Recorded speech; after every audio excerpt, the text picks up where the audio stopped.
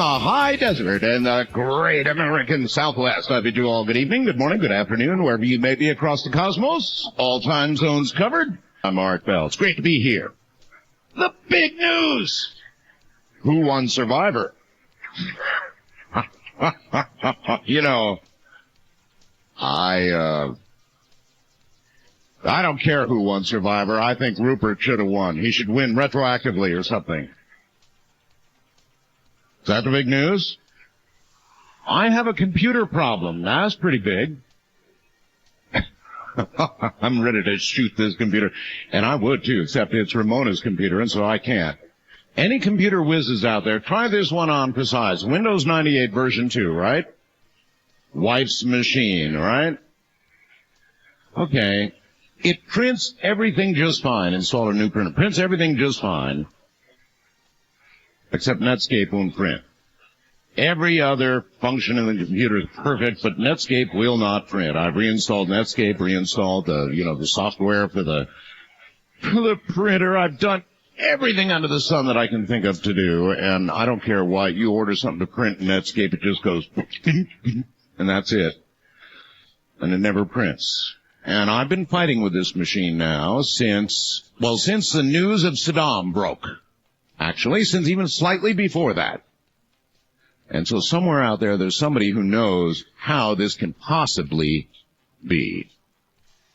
Some obscure person somewhere knows this. If that's you, email me, artbell@mindspring.com. That's ARTBELL at mindspring.com. Artbell@mindspring.com. Well, I have no illusions with regard to what we're going to do in the first hour here, and we do have open lines. While you're certainly allowed to call about anything you want, I mean, obviously, unless you've had your head buried deep beneath the sand, it began, I would guess, about slightly less than an hour after I got off the air last night. Wham!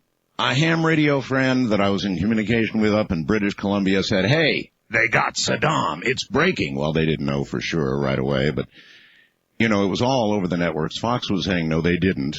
CNN was saying, yes, they did. And then ABC and the rest of the networks began to break it, and sure enough, we got him. Caught like a rat in a hole is the headline CNN story. A little hole in the ground, and that's where Saddam was hiding. And we got him. So this hour, I guess I would like to ask you all, now what? We got him. Now what? That's the big question. Now what? In more ways than one. Now what? A trial? Jail? Terrorists from now until the day Saddam finally kicks off in the pokey, saying free Saddam, bringing down airliners, doing terrorism around the world to get them set loose? Is that in our future? In other words, now what? That's what I want to ask the audience. Now what? We got him. Do you believe that it's going to change what's going on in Iraq on a day-to-day basis? Maybe. So the big question is, I'm just assuming all of you are swamped with the news of Saddam. The obvious question is, now what? And then in the next hour, after we're done with Saddam, it's going to get really interesting. Harry Helms is going to be here. We'll talk about pirate radio and about the shadow government. It's going to be a good one. It's really going to be a good one. Harry Helms is a cool dude. We interviewed him on pirate radio for about an hour, and I said we'd have him back, and so he is back tonight. Cool dude. In the meantime, though, now what? That really is my question. Now what? Assuming you all have the news and probably are almost sick of it by now, it's a monstrous, it's a really big deal. I mean, we did finally get Saddam Hussein. So what next? All right, let's open the lines and see what you think. I want to know what you think. First time caller line, you are on the air. Cheerio. Good evening, Art. Good evening, sir. Where are you? My name is Jeffrey. I'm calling from Nashville, Tennessee, WLAKC 1510 AM. All right, Jeffrey. Way to hit one of our affiliates right on the nose. Well, okay. The big news. What do you think? my thing of thinking is it's the best thing that we could have done so far is to capture Saddam. The U.S. federal government's smartest move was to pull him out of Iraq and keep him into a secured location. Well, they're doing that. The next thing they want to do is not turn him over to the UN for some tribunal. They want to have that trial, and they want to have it in Baghdad. The Iraqi folks of Iraq need to do the trial. In order for all this to pull off right, without like the Nuremberg trials, they need to do it in Iraq. He needs to face everybody that he has killed, maimed, hurt, or terrorized the last 30 years. Well, that's an interesting thought, because I would think an Iraqi court and jury is probably going to be considerably more severe than one here in the U.S. What do you think?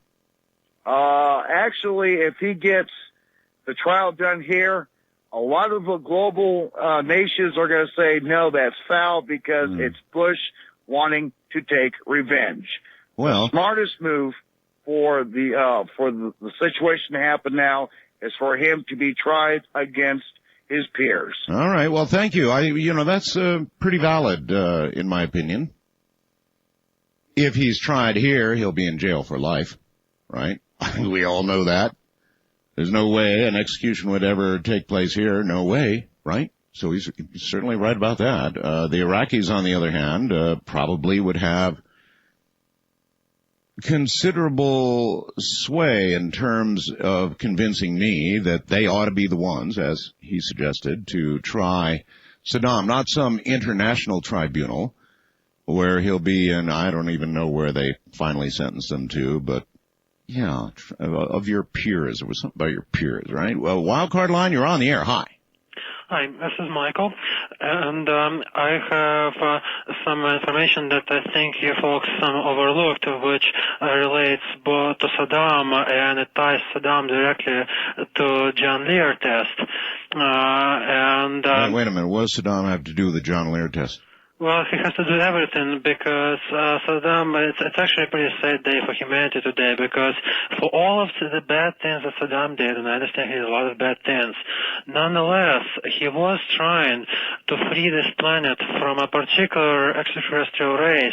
He was? Saddam was doing that? Yes. I think he was trying to free the planet mostly from his own citizens. He slaughtered a lot of them. Well, perhaps, as I said, if he did it indeed, so that's wrong. You're sad that Saddam is toast. In some way, yes? Because I'm trying to be rational here. I'm not trying to. I know this is going to be a very emotional issue for everybody on both sides. You are saying that secretly Saddam was actually interfacing with the aliens, and so semi-secretly. He was semi-public about it. I see. And my information comes from somebody whom you have interviewed a lot and whom you're very familiar with, and that is Richard Hoagland. Richard Hoagland? Yes. But directly? I mean, did you talk to Richard since the capture of Saddam? Not in person, but I heard one of his presentations at... Yeah, but you could not... All right, well, that's enough of that. There's no way he could have heard a presentation by Richard Hoagland since Saddam's been captured. So therefore, that couldn't have been said. There's just no way. I know for a fact because I talked to Richard, and he will be lucky, and will be lucky, if he gets here tomorrow night. He's got the flu. And so he wouldn't have communicated with Richard. Saddam, the alien negotiator. East of the Rockies, you're on the air. Hello. Yes, hello, Art. Yes, sir. This is Wade calling from Louisville, Kentucky, listening to you on 1100 AM out of Cleveland. Howdy do. Doing all right. First off, you was talking about your computer problem earlier, and I guess a side note to this, I read this weekend that Microsoft is actually going to quit next month giving technical support for people whose computers have Windows 95 and Windows 98. I know. It's the end. They won't even tell you how to fix it. And my wife won't let me turn it into XP. It's her machine. If it was my machine, it would have one of two things already done to it about 18 hours ago. It'd have a bullet through the front of it, or it would have XP Pro in there instead of... Anyway. Yeah, that's what... Anyway, what do you think about Saddam? Well, in the short run, I'm expecting there'll probably be some type of severe retaliation against our forces in Iraq and the Baghdad area. In fact, I guess the big report that's coming out tonight is that we've already flown Saddam out of the country to Qatar. Mm-hmm. And because they were actually expecting some type of an escape attempt to try to rescue him by the various resistance. But I'm expecting. I'm glad it happened. It was unusual how it happened, but do you think we would have been better off with Saddam dead or alive? Well, on the trying part, it might have been better, but it would have possibly made him a martyr in the Arab world, because many of the people in the Arab world were expecting Saddam to die, going down with a fight. Absolutely. I mean, you've got a tremendous point there. Even though last night, while they were putting the tongue depressor on him, my wife said, oops, gee, that was the tongue depressor with the poison. Too bad. Yeah. But that didn't happen. So he's alive now, and so you think best tried and then in jail? Well, I think since his boys are already gone, it probably wouldn't hurt to take care of him as well. But you heard the caller who said he should be tried in Iraq instead of by some international tribunal, right? Yeah, I would actually rather have the Iraqis try him than the international tribunal. I agree. Right off the bat, I agree with the caller, and you apparently do too. All right, thank you very much. That the Iraqis should try him. I really, I think I like that a lot. Rather than some international tribunal or something here in the United States, forget it. Let it happen in Baghdad. West of the Rockies, you're on the air. Hello. Hi, this is Sam in Bellingham, Washington. Hey, Sam. On KGMI 790. Yes, sir. Yeah, I think better off that we found him alive. That way the Iraqi people can judge him for what he's done and then go from there. Is that what you think is going to happen? Do you really think the Iraqis are going to get a chance to try him? I think so. I think Bush is going to let them do it, because if he goes to try to do it here or elsewhere, he's going to say, hey, he's their bad guy. Let them take care of it. Well, wouldn't our president be in opposition to probably the international will to do that, because there's going to be a lot of international pressure to have him in front of some war crimes tribunal, I'm sure. We didn't listen to the world when we went to Iraq, so why are we going to listen to him now? Why start listening now? Right on. All right, thank you. He's got a very good point there as well. We certainly did not listen to the rest of the world, did we, when we invaded Iraq in the first place? And so why begin listening now? First time caller line, you're on the air. Hi. Hello. Hello. Hello. How you doing? I'm doing all right, and you're on the air. Oh, thank you. I think it's great they caught him, and they ought to try him right there. Right there in Iraq. Do you think that'll happen? Probably not. Probably not. What do you think is most likely in reality? Some kind of international war crimes tribunal, I suppose? No, actually, I see probably France and a couple of them other guys trying to write in and probably try and scoop him up and probably try and put him away somewhere where they're gonna just like separate him from everywhere and put him in some little soft little cushy place where they can wrap him up in mothballs, and that way if they ever want to bring him back out, they can. Yeah, all right, thank you. Well, that might be France, all right, but do you know how far down the list France is in terms of who's going to get possession of Saddam? I would say dead last, actually. Wildcard line, you're on the air. Hi. Hi. Art, as far as where to try Saddam, I just think that tribunal is probably the best way to go. Well, Why? because I agree that the Iraqi people probably should, but I think it's just going to be too far down the road before they're in control enough. It'll still look like we're manipulating them, I'm afraid. But couldn't we keep him sequestered until the right moment arrives, until Iraq stabilizes enough that he could be tried there? Yeah, we could, but I just think that's going to be a long ways down the road, and I think it'll cause a lot of trouble in the meantime. And also, I don't think his capture is going to change anything, because based on the limited look we got at him, via the news media and what have you, it does not appear that he's been running anything. Pretty pathetic, huh? Pretty pathetic. Yeah. In other words, the way he looked, the way he was, the he whole hasn't thing been was running pathetic. anything. Yeah, I think there's so many terrorists streaming into Iraq right now that you're absolutely right, and most of them are motivated not for Saddam one way or the other, but against us. I think it's Al-Qaeda, Yeah, right on. I absolutely agree. While they weren't there, perhaps Al-Qaeda was not, 911 was not all sprung from Iraq, but they're sure there now because they've been streaming in. I agree. All right, sir. Thank you very, very much for the call, and take care. It's become a magnet for terrorists worldwide now to get to Iraq and to kill U.S. servicemen and women. East of the Rockies, you're on the air. Hello. Yeah, hi. Hi. This is Douglas. Douglas, extinguish your radio for me, if you would, please. Sure. Mm-hmm. This is what happens with open lines, unscreened. You just... Yes, sir. Yeah, I have a comment. Fire away. Anyway, when they found him in the hole, they should have put a New York City manhole cover over it and just forgot about him. And only we would have known where he was. Well, yes, but of course it was very, if nothing else, his capture was very important to show the Iraqi people that, hey, baby, it's really over. The terror, or the king of the terror, is gone. So, but I appreciate your suggestion about the manhole cover. I suppose, in a way, that might have been a wiser suggestion than you might imagine, than just later sort of find the body. I don't know about getting him alive. I don't know how good it is that we have actually captured him alive. I'm rather surprised, to be honest with you. West of the Rockies, you're on the air. Hi. Hi, how's it going, Art? I finally got through to you. Glad you made it. What is your name? My name's Jake, and I'm calling from Eugene, Oregon. Hey. I'd just like to ask you real quick about you. Are you still a big South Park fan? Oh, totally. You still watch the show? Well, not as much as I used to. I never missed an episode of South Park. I remember you used to talk about it all the time. That's right. But, it was totally I'm highly twisted. suspect about this whole Saddam thing.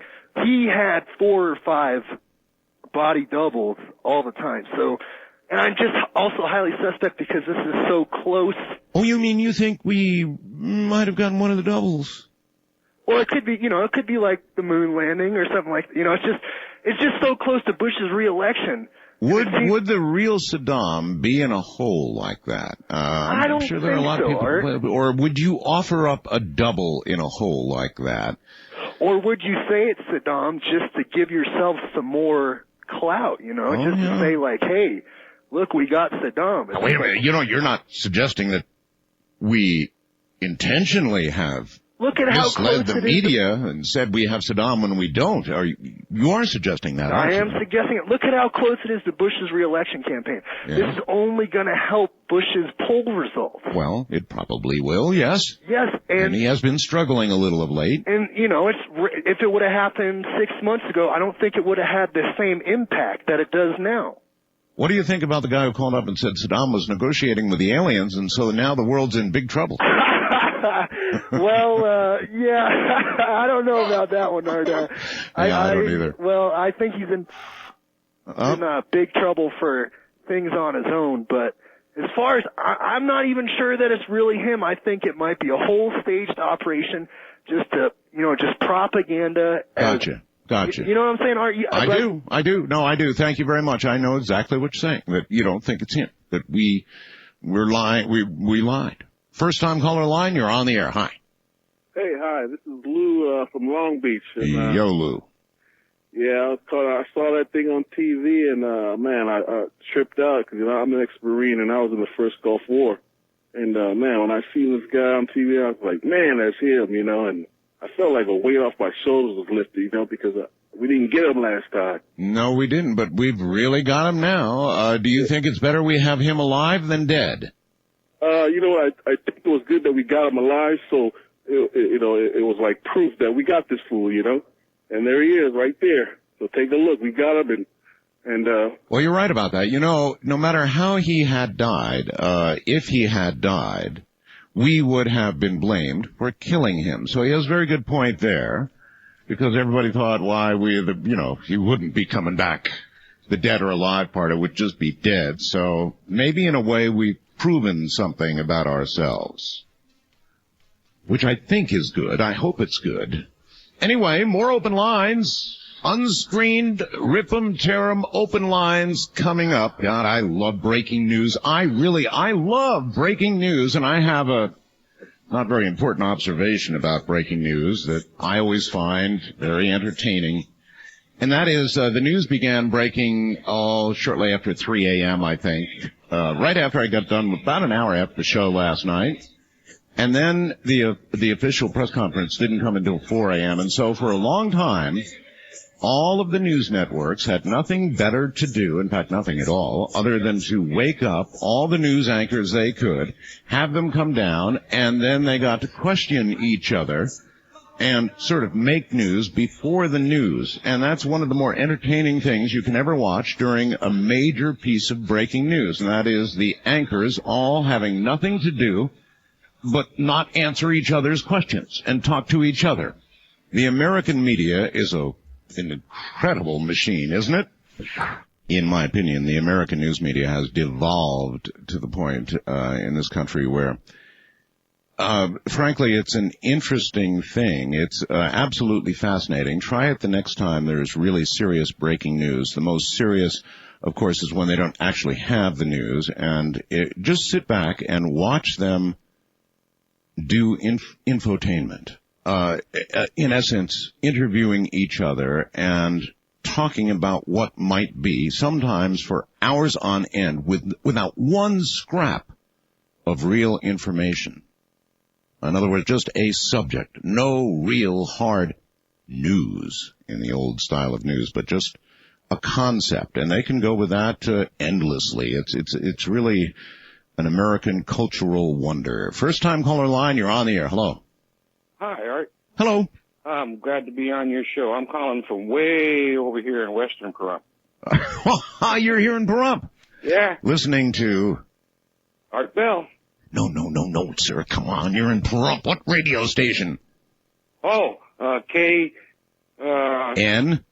KNYE. Yeah. 95.1 here in Pahrump. Thank you very much. Okay. Even if I had to drag it from you. All right. Yeah. Well, all right. I'm kind of nervous. I understand. All right. So what's up? What do you think about the capture? Well, more on your topic of the news and how funny it is. Really? Yeah. Isn't it a coincidence that first time callers, area code 775-727-1222. Fiasco. Saddam is caught. So now all that goes bye-bye. People will forget. And then it's just like after the WMD papers, were revealed as a spun fraud, a CIA agent's name is leaked. Is this a coincidence? Are there no coincidence? Or is this just a manipulative agenda? Well, I'll tell you what. Tonight we're going to talk about all of that with Harry Helms. Now, I have always sort of lived on the outskirts of the topic of the shadow government in this country. But tonight we're going to leap into it with both feet. We're going to talk a little bit about pirate radio because you know my love for that subject. But beyond that, we're going to get into the shadow government, which is the second main topic that Harry Helms can talk on. And I guess one very close to his heart. So we're really going to jump into that with both feet tonight. Look forward to it. Wildcard line, you're on the air. Hi. Hi. Hello. Where are you?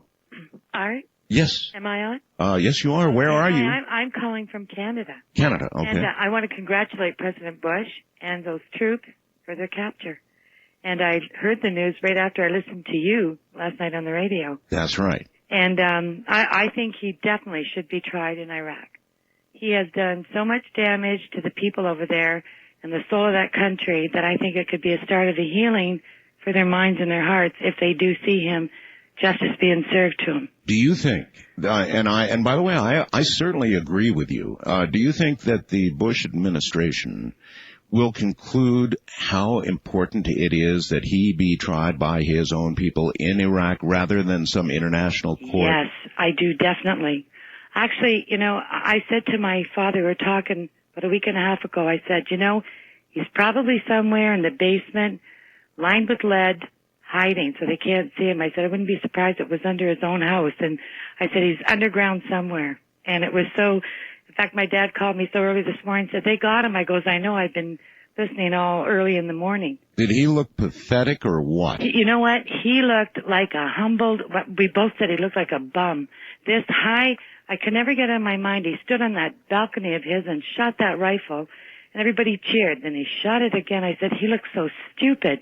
And this man was so humbled, and he looked like a hobo that came off the alleys. And I said, there is, right in front of the people, they've got to see him like that. No more is he that feared tyrant that, you know, is like that reigns over their minds and thoughts, you know, everywhere. Well, it's okay. Thank you very much. It's almost unanimous so far that he ought to be tried in Iraq. I wonder if that's what they'll really do. But obviously, it's certainly your point of view so far. East of the Rockies, you're on the air. Hi.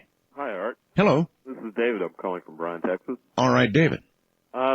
We definitely did the right thing in capturing him rather than killing him, because now we can show justice to these people. And I guess it, you know, I said it earlier, had he been dead, however it happened, we would have always assumed there were orders not to take him alive. The other point. And so we do prove something by getting him alive. I mean, we do about ourselves. I guess that's right.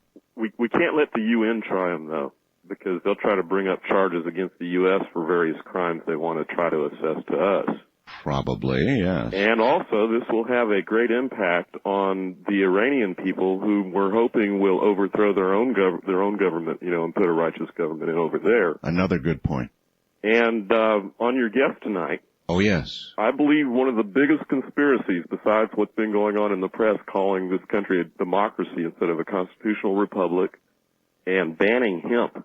I mean, it was William Randolph Hearst who started the conspiracy against so-called marijuana, which was a Mexican slang term no one knew stood for the cannabis hemp plant. Well, I wonder if that'll really play a part in this. I'll ask Harry about that. It would add according to Rand, it would add over $1 trillion to our economy if we grew it. We could be off of Middle Eastern oil in 6 months if we started growing it properly. My goodness, been a lot of inflation. I heard $500 billion, but it's up to $1 trillion now, huh? More than that. And back in 1938, cover story of Popular Science, February, it called hemp the world's first billion-dollar crop because of the machine that had just been coming on market to harvest it, turning it from a hand harvest to a mechanical harvest. You think we're fighting enough wars? You figure it's time to call a stop to the drug war? It's a war on our civil rights. It denies the right to own property, the pursuit of happiness, the innocent unless proven guilty. They're saying they're committing, a crime by violating the government's religion of prohibition. They enable organized crime to make money. The terrorists get their money from it's really one of the only things when you are suspected of it, you can have your property seized. If you're later proven innocent, you get it back. But I mean, they can just take your property, boom, like that. And that doesn't seem really constitutional to me. How about you? West of the Rockies, you're on the air. Hello. Hello, Art. Hello. Hello. Good to hear you back on the air. Thank you. Great to be here. Where are you? I'm on I-5 heading north, and I listen to 640 in L.A. All right. That's KFI, of course, the mighty one. KFI, the big one, yeah. L.A. Yes, sir.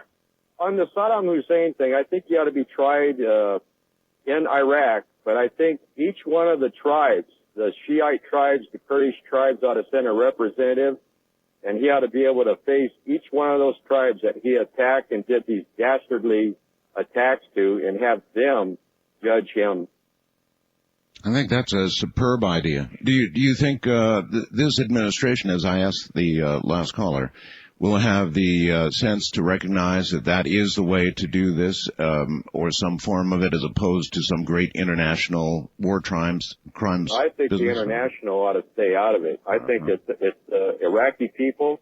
I think it's something that's just due, and they ought to be the ones that has to say what to do with them. All right. Thank you. Listen, I hope that some people of substance are listening this morning and listening to this random sample of opinion, because it's very strong. it's obvious to me the American people would like to see him tried in his own land by his own people for the crimes he committed against them. So are you listening out there? You're on the air, Coast to Coast AM with Art Bell. Where are you calling from? Hello, Art. Hi. I'm calling from Austin, Texas, 590 AM KLBJ. Way to do it. Thanks. All right. I kind of agree with you what you said about the media earlier. We got so many activists out there now that I think the government and sometimes goes on what the media says. Well, you know what? In this case, maybe I'm hoping that's true, and they're listening this morning, and they're going, well, look at that. The American people would like him tried in his own country. Right. But in a way, it's kind of an oxymoron to have him tried in this country because the only person that's really controlled that government is him. So how can a country that's been under his control for so long, have been brainwashed by him, try to do an actual prosecution on him? I think it'd almost be impossible to try to prosecute him over there without having any kind of international law involved. If you catch what I'm saying. Or translated, how could he get a fair trial in Iraq? Yeah, I mean, how can you have a trial over there? I mean, their government is torn to pieces over there, and the only way you're going to be able to prosecute this guy right and to make sure that he gets what he deserves is having international law involved, having the U.S. involved, having the British involved to make sure that he pays for his crimes. I don't think he ought to be killed. I'm afraid if the Iraq government prosecutes him, they'll kill him right away. I think the guy ought to be stripped of everything he has, and he ought to sit and simmer for a while in a cell. All right, let's for a second, though, talk about the victims. Okay. There are Kurds, thousands of Kurds, family members of those who died in gas attacks where he killed them, just en masse, right? Genocide, virtually genocide, right, with chemicals. Don't those people have a right to have a word with regard to what should happen to this man? Oh, for sure. And I think he should die.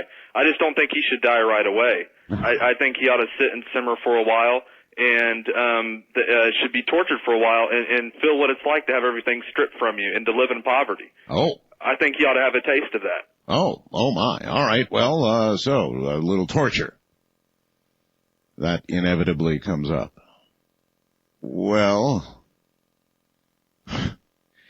that's what he did to them. Now, I think that it is sufficient for the very worst of murderers to take their life as punishment. In other words, I believe in the death penalty. I always have, and I don't believe in torture. But I do believe in the death penalty, so I'm afraid I can't get behind that one. But it always comes up in a situation like this. First time caller line, you are on the air. Hello. Yes, Mr. Bell. My name is Larry. I'm in Phoenix, Arizona. Yo, Larry. Yes, and I think when they captured Saddam and showed his photograph, I think somebody should have put a "We'll work for food" sign in his hands. He looked like that, didn't he? He certainly did. I mean, if that was the real Saddam, he came out of there looking haggard, tired, beat, ready to be caught, ready to whatever, just sort of like, I've had enough of this, now I'm finally down in this hole and that's all I got, take me out of here. That's right. That's right. That was pathetic. Yeah. No other word for it. I agree completely. Pathetic is the word. But don't let that affect what else you know about Saddam. He was not a good guy. He did kill maybe hundreds of thousands of people. Hundreds of thousands of people. Perhaps that many. Wildcard line, you're on the air. Hello. Hey, how you doing, Art? Okay, sir. Louis from New Jersey. Yes, Louis. Now listen, everybody's taking this twist about the haggard old bum theory looking man. As a Roman Catholic Christian, I like to when I saw that face, yes, I saw forgiveness. I saw his eyes. I saw a man, a human being. Isn't this what it's all about? To forgive. This comes down to our basic instincts, human beings. This guy is human just like me, just like you are. Let's forgive. Let's turn the other cheek. And that's all I gotta say. I know a lot of people are gonna think that's strange, but I think that's just a twist. Well, let's explore this a little bit, shall we? Okay, so forgive and forget and not Not really. Today is a new day, and we are Christians after all. So then how do we dispose of, well, maybe that's the wrong word. How do we handle Saddam from here, from your point of view? I mean, if you were in charge, what would you do? That is the $64,000 question. Well, but, yes. But at the beginning, I would probably, I don't know if this is hard to say, but, Bush can somehow take a page from maybe Tony Blair, and I really don't know how to express myself. Well, wait, he could pardon him. That's a good idea, Art. Very good. You like better that? Than me. You like a pardon? I like that. Okay, and so you just sort of, well, I don't know. I mean, do you set him loose there back in Iraq? Well, not really. Maybe some community service. A little community service.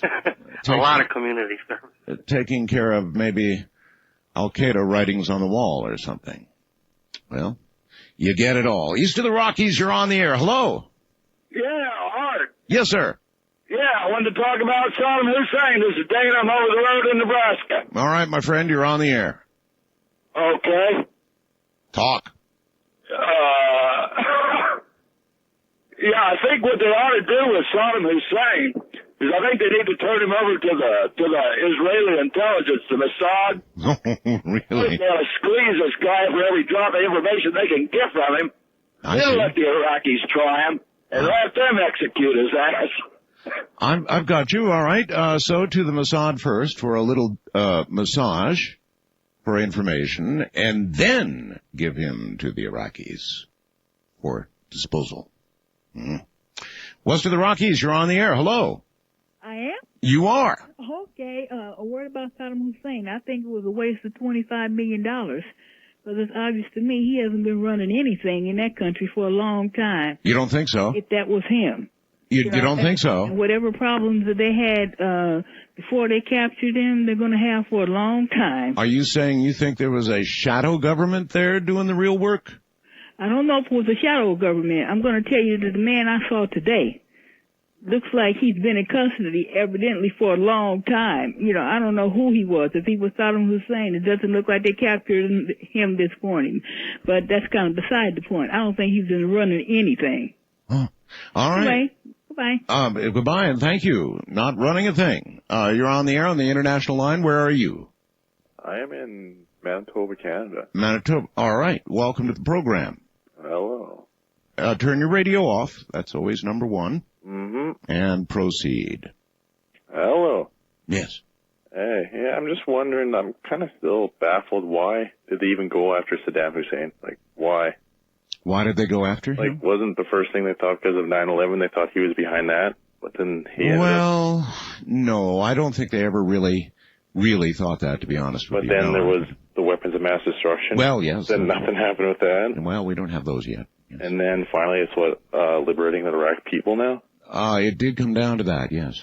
I'm just can't believe they're still even nevertheless, sir, we do appear to have Saddam. So now what? Yeah. That's the question of the hour. Now what? Mm-hmm. So, now what? I don't know. I say they should try him in Iraq, but I still don't know even why they bothered going after him, wasting all the money and lives. Uh-huh. You know what I'm saying? Well, I do, yes. I don't know that I agree with it, but I know what you're saying, sure.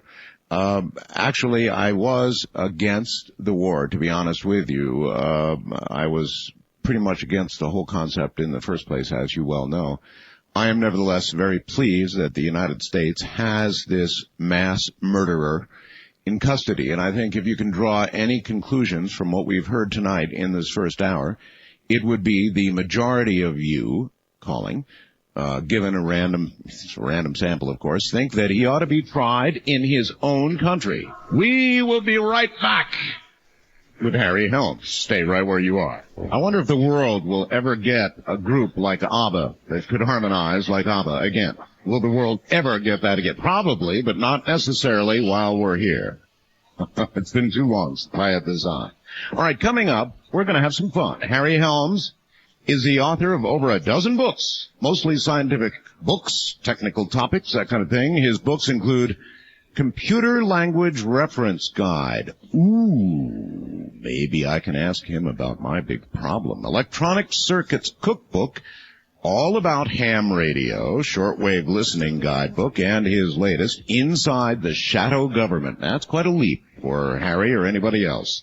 He is a former editor for such publications as McGraw-Hill and Academic Press, co-founder of LLH Technology Publishing. Now he's a full-time writer and publishing consultant. He has written about ham, shortwave, and pirate radio for magazines like Popular Communications and Monitoring Times. In a moment, Harry Helms. KYNE. We had so much fun with Harry Helms the first time he was on. I mean, after all, you know me in radio, right? Every single aspect of radio. I am in love with it, always have been, monitoring, listening to different things, as many as you can hear, amateur radio, ham radio. Just a blast, folks. And so Harry was a natural for me. We're going to go down some different avenues with Harry tonight. But first, let's catch up. Harry, welcome back to the program. Good morning, Art. Good morning. I'd like to catch up, Harry, if I could, with sort of the radio side of things before we get in a leap into the shadow government topic. So what's new since the last time you were on with regard to radio, any part of radio, and what's good monitoring, what's hot? Well, one of the things that we discussed last time, Art, was the Cuban number stations, the stations that broadcast groups of numbers in Spanish in blocks of 5. That's right. These are known to be communications to agents in the field using what's known as the one-time pad method of decoding numbers, where the groups of numbers will be transmitted, the agent copies them down, subtracts them from another list of numbers, and then decodes the message. Now, this is a system where if you try to decode the message yourself, it's an exercise in frustration. The people at the national security agencies have supercomputers busy at it, and really there's no evidence they're any better than the rest of us, but certainly these transmissions are easy to hear throughout North America, and it's a bit exciting to say, hey, I'm listening to a message sent to an actual spy. Yeah, well, that's right. I mean, you'll come across a shortwave frequency and you'll just hear some young lady, perhaps with a Spanish accent or not, going 51, 17, 14, 34, 6, just like that, and in groups and groups and groups, and that's spy stuff, huh? Yes, indeed. The Spanish numbers sound very much like the system used by the telephone company when you reach a discontinued number to spell out the new number. Uh-huh. So you'll hear something like ocho, dos, cuatro, siete, siete, uno, uno, dos, cinco, siete. That's the pacing. Those are the 5-digit blocks. Now, you can hear these in North America from about sundown on the East Coast until about sunrise on the East Coast throughout the night. Mm-hmm. Now, these are some frequencies that have been very active over the past couple of months, and so I'll give them for your listeners. And oh, yes, please do. First one is 8010 kilohertz. Got it. 8097 kilohertz. Got it. 9063 kilohertz. This is fun to listen to, folks. Go ahead. 9323 kilohertz.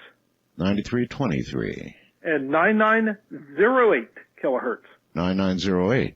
These are all in the AM mode of your shortwave receiver. Really? And you can, one distinguishing characteristic of these stations, and one that indicates they are probably from Cuba, is that there's a very loud hum on these signals. And if you've listened to the shortwave transmissions from like Radio Havana, Cuba, you also hear that same distinct hum from older transmitters that have not been well maintained over the years. And I suppose the local, let me try and get rid of this echo. I've got a little bit of echo here. I suppose also the fact that the local Cuban power supplies, kind of like the Russians in the old days, probably aren't that good. True, and also since the collapse of the Soviet bloc in the Soviet Union, those spare parts are hard to come by in Cuba. Indeed. In fact, I guess the Cubans are still driving around a lot of old American vehicles, cars, from the 50s and the 40s and the 30s. I mean, you see really old vehicles in Cuba. True. But these spy transmissions have long fascinated me because how often do those of us who sit at home in front of our shortwave radios actually get to match wits with the CIA and the National Security Agency. Well, you get to do that with this. Well, make your best case. I mean, the world has changed. To some degree, ham radio is threatened by the arrival of the Internet and the computer. If you were to try to make your best case, Harry, about why people should still listen to shortwave and why it's still fun to listen to shortwave, what would you say? Two things. One is that shortwave radio is simplicity is a virtue, because when everything else fails, when the internet is down through denial of service attacks or too many users trying to access a certain dial-up number, shortwave still gets through. Well said. That is it's the safety net for people who want to have access to the world. And it does give you that, doesn't it? Access to the world. And at a remarkably low price compared to, say, a computer and internet, a high-speed dial-up connection. Well, that's right. The second thing is that for those of us who like a sense of adventure, trying to find these new stations or these unusual stations, like these number stations or pirate radio stations, it's a bit like fishing. Some nights you turn on the radio, you tune around, you hear nothing new or unusual. Some nights you hear something that's quite surprising. It's that element of unpredictability that I think makes shortwave radio monitoring so compelling. Harry, how do you really feel about the pirates? I mean, these are people, after all, that are breaking the law, right? That cannot be denied, and I certainly would not advocate that someone go out and operate a pirate station, because there are some substantial penalties if you do get caught. Like $10,000 a day, and they'll take your equipment, and all kinds of bad stuff can happen to you. Multiple bad things. Multiple bad things, yeah. But people, I guess, do it anyway, and that puts it up there to be listened to, right? There's no restrictions whatsoever on listening to these communications or even attempting to contact the operators. If I were to listen to pirate radio, what kind of stuff would I likely hear? Much of it, many pirate stations are operated by young people, so you'll hear the things that are dear to young people's hearts, such as rock, hip-hop music. Much of the programming is, frankly, rather amateurish from production value, even though it can be surprisingly funny. It's often scatological in parts. But it is certainly, I think, considerably different from anything you'll hear on the AM or FM bands.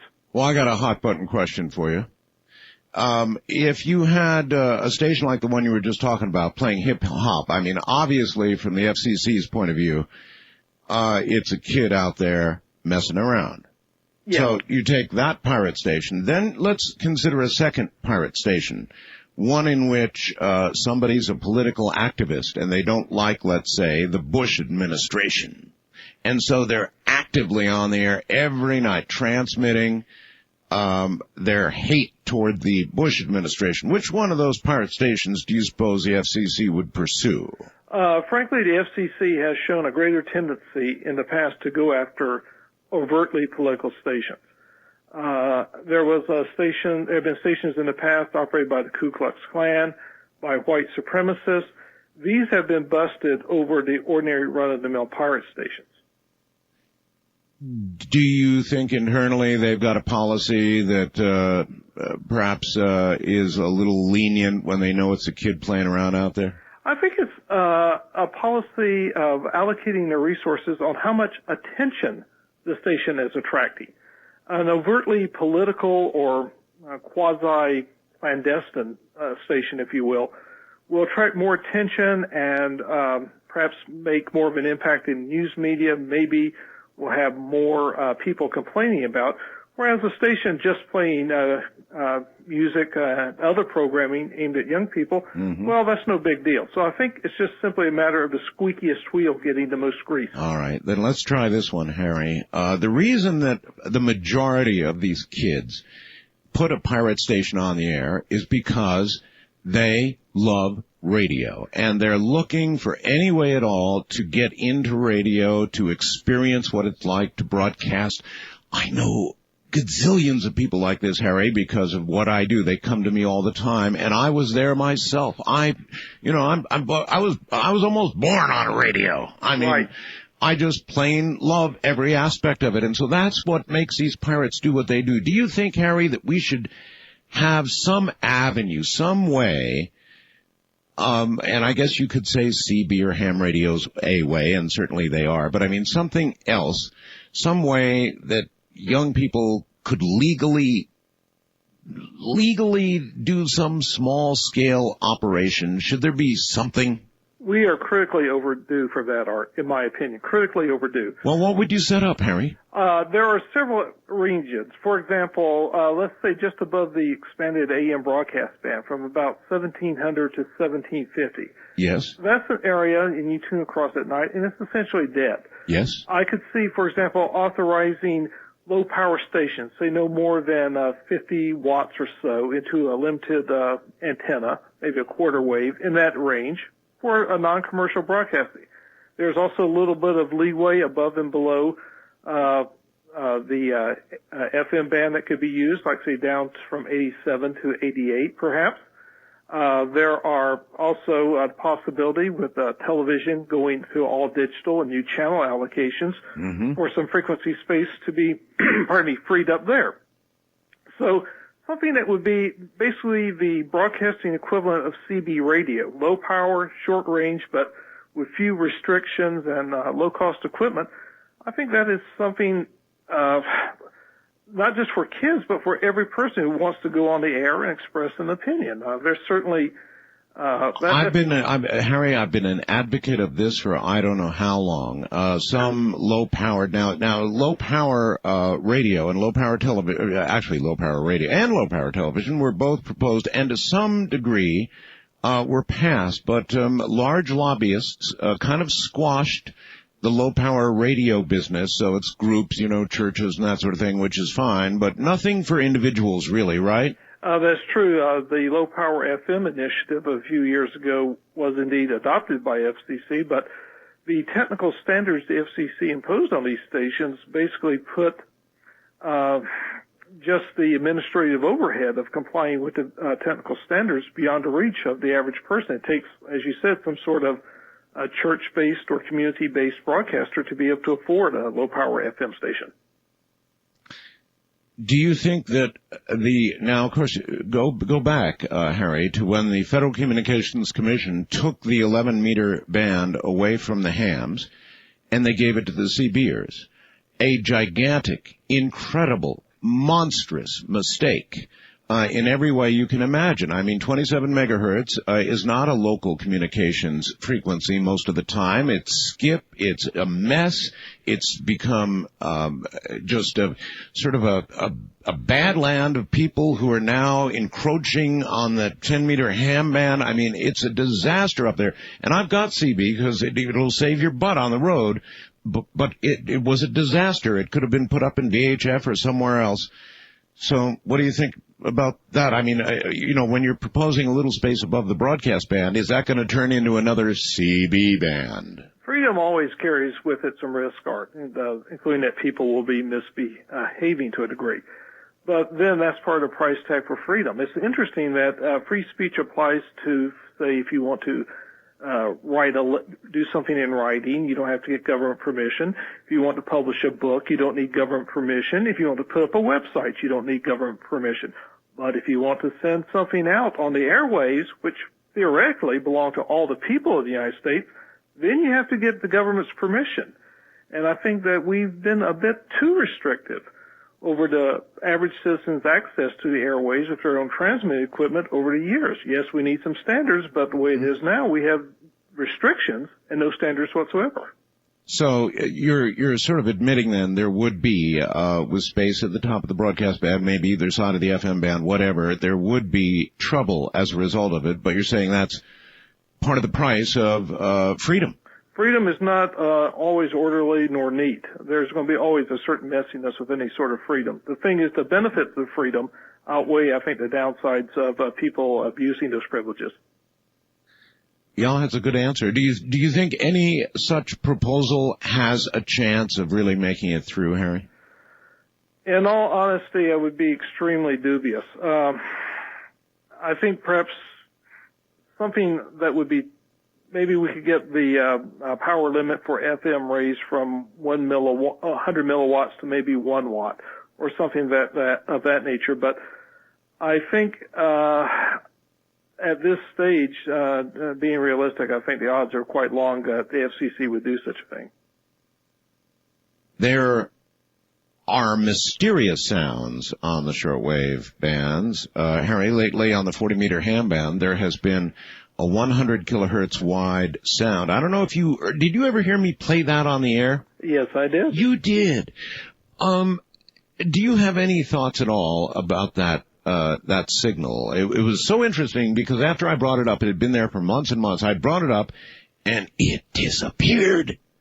That tends to happen when you query the FCC about it and you have some sort of media connection that could publicize it or write about it. I've had similar experiences. I think what you heard, Art, was probably a variation of the over-the-horizon radar system, which uses the ionosphere, sends a radio signal up there, refracts off the ionosphere, hits the ocean surface, it echoes back up to the ionosphere, and is received at a location near the transmitting site.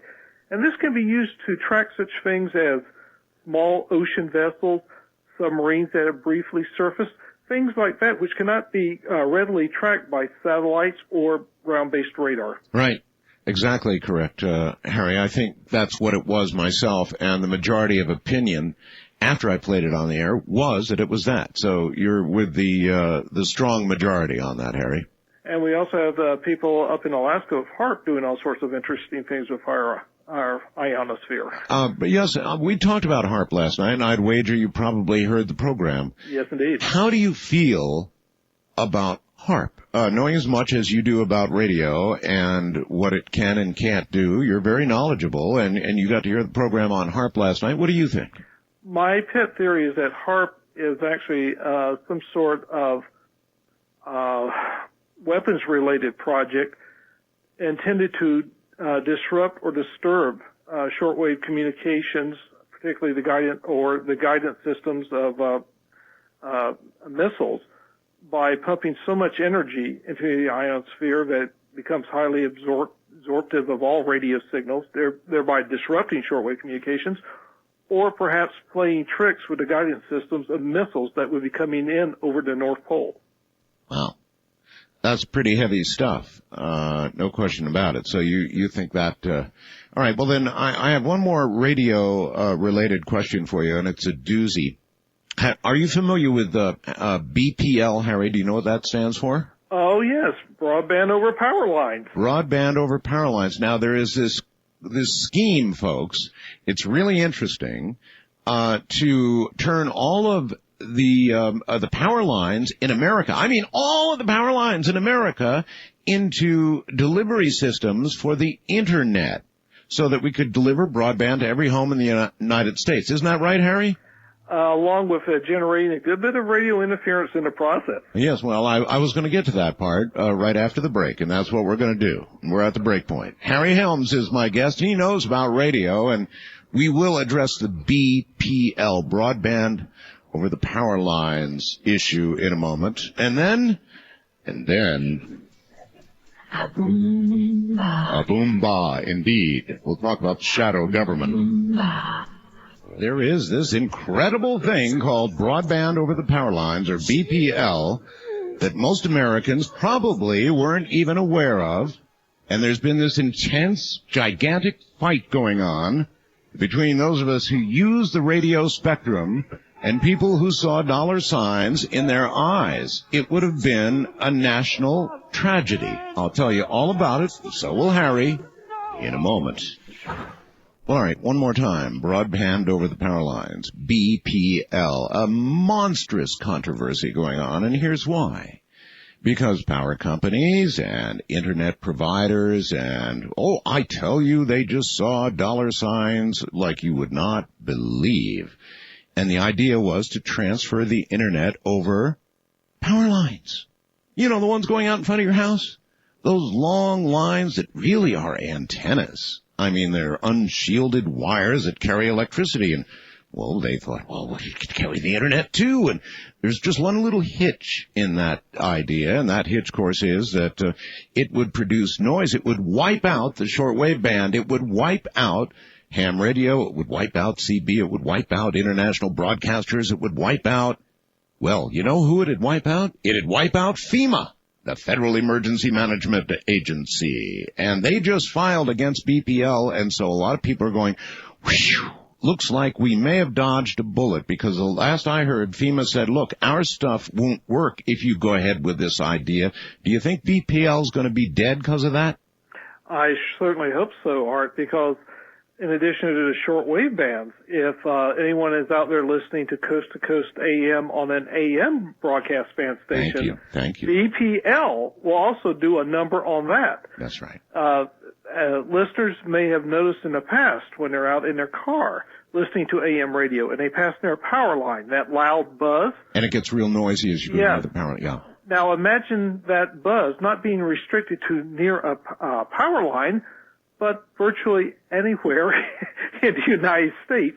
And you hear that noise 24/7. So unless you're within a very short radius of an AM broadcast station, if BPL were implemented, you wouldn't be able to hear it. It would be, for all intents and purposes, the effective end of AM radio reception outside of a few miles of the transmitter. That's right. And so much more, Harry, would have been interfered with, effectively dead. And it looked like the FCC was in favor of BPL. That is one of the more incomprehensible stances the FCC's come up with in recent years. I mean, unless, here's what I thought, Harry. Unless the FCC knew in the end it was going to get killed, and they sort of went along with some people just to say, hey, we gave it the college try. I mean, that's all I can imagine. There's certainly that, and the other part is, you know, many of the people in the FCC making decisions regarding technical matters are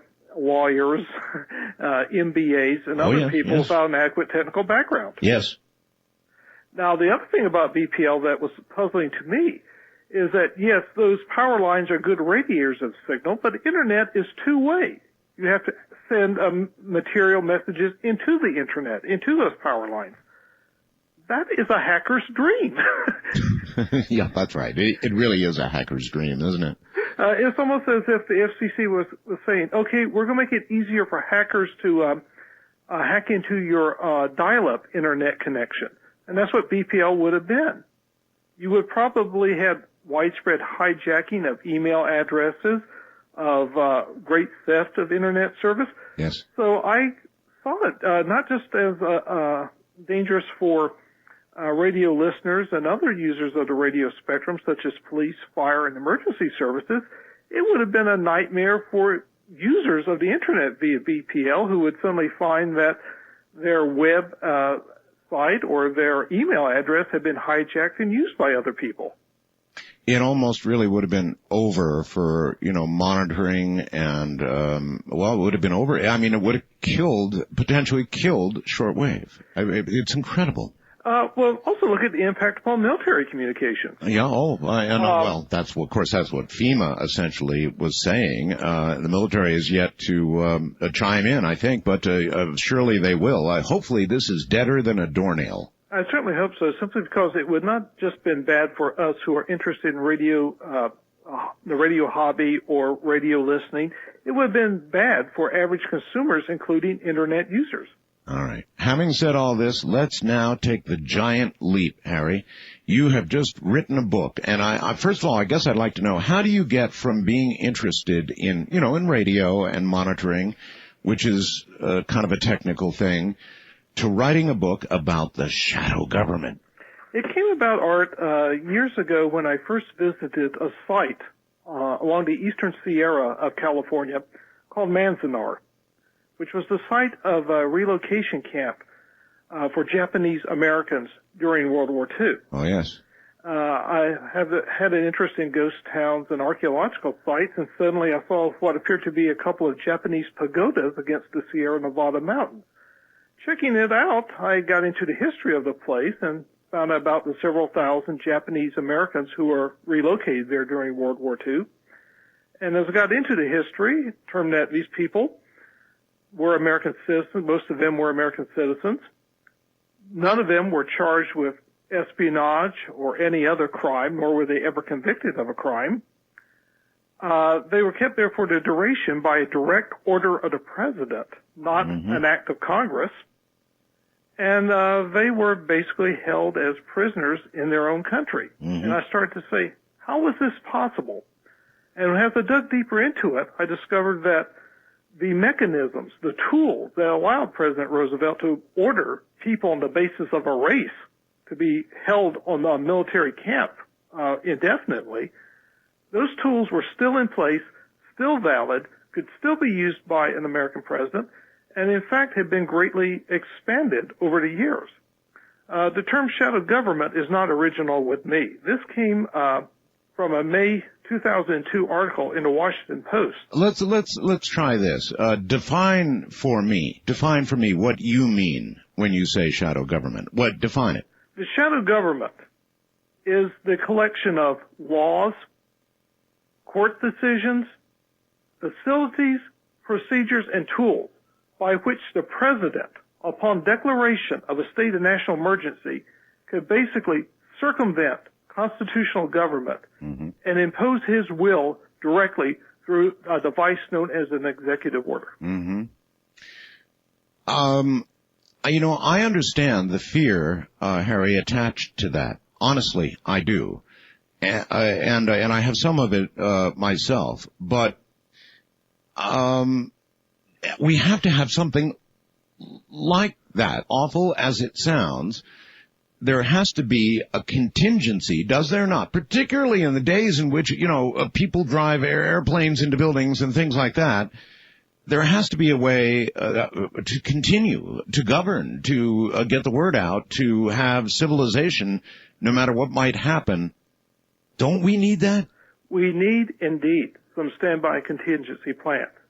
However, the point of my book is that these plans have gone far beyond prudent, rational safeguards for the event of a sudden nuclear attack.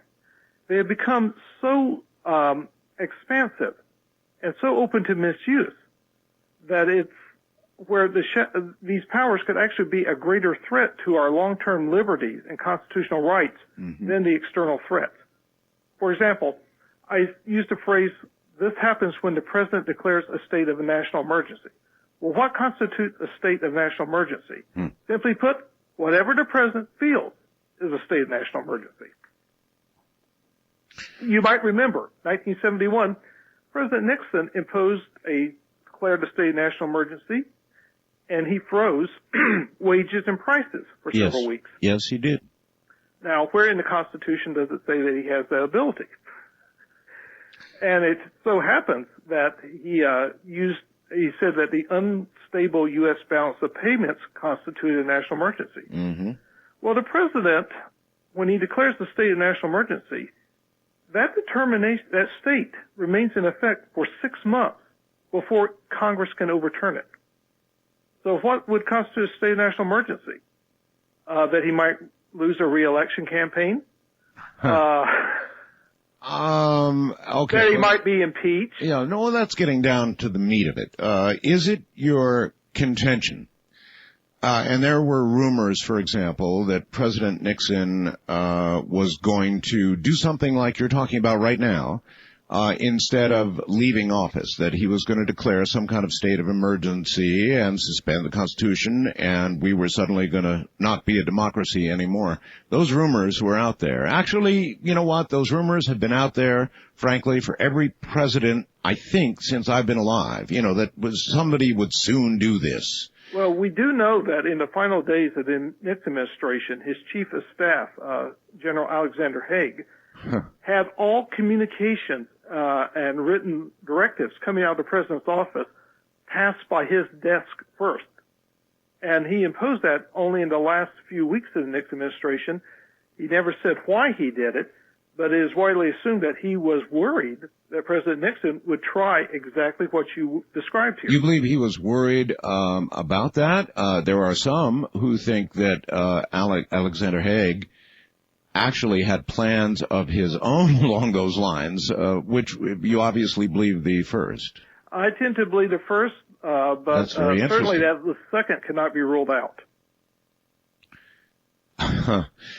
Yeah, most people believe the second. I mean, they all remember the moment when he stood up and said, well, I'm in charge here at the White House, or whatever it was he said, something Maybe like it was a Freudian slip. Well, maybe. But you think these powers have now been put in place to the point where a president with evil intent could, in fact, turn us overnight from a democracy into a dictatorship? As I point out in my book, I include in a very lengthy appendix the complete text of several of these presidential executive orders, the most sweeping of which were signed and introduced during the Nixon and Clinton administration.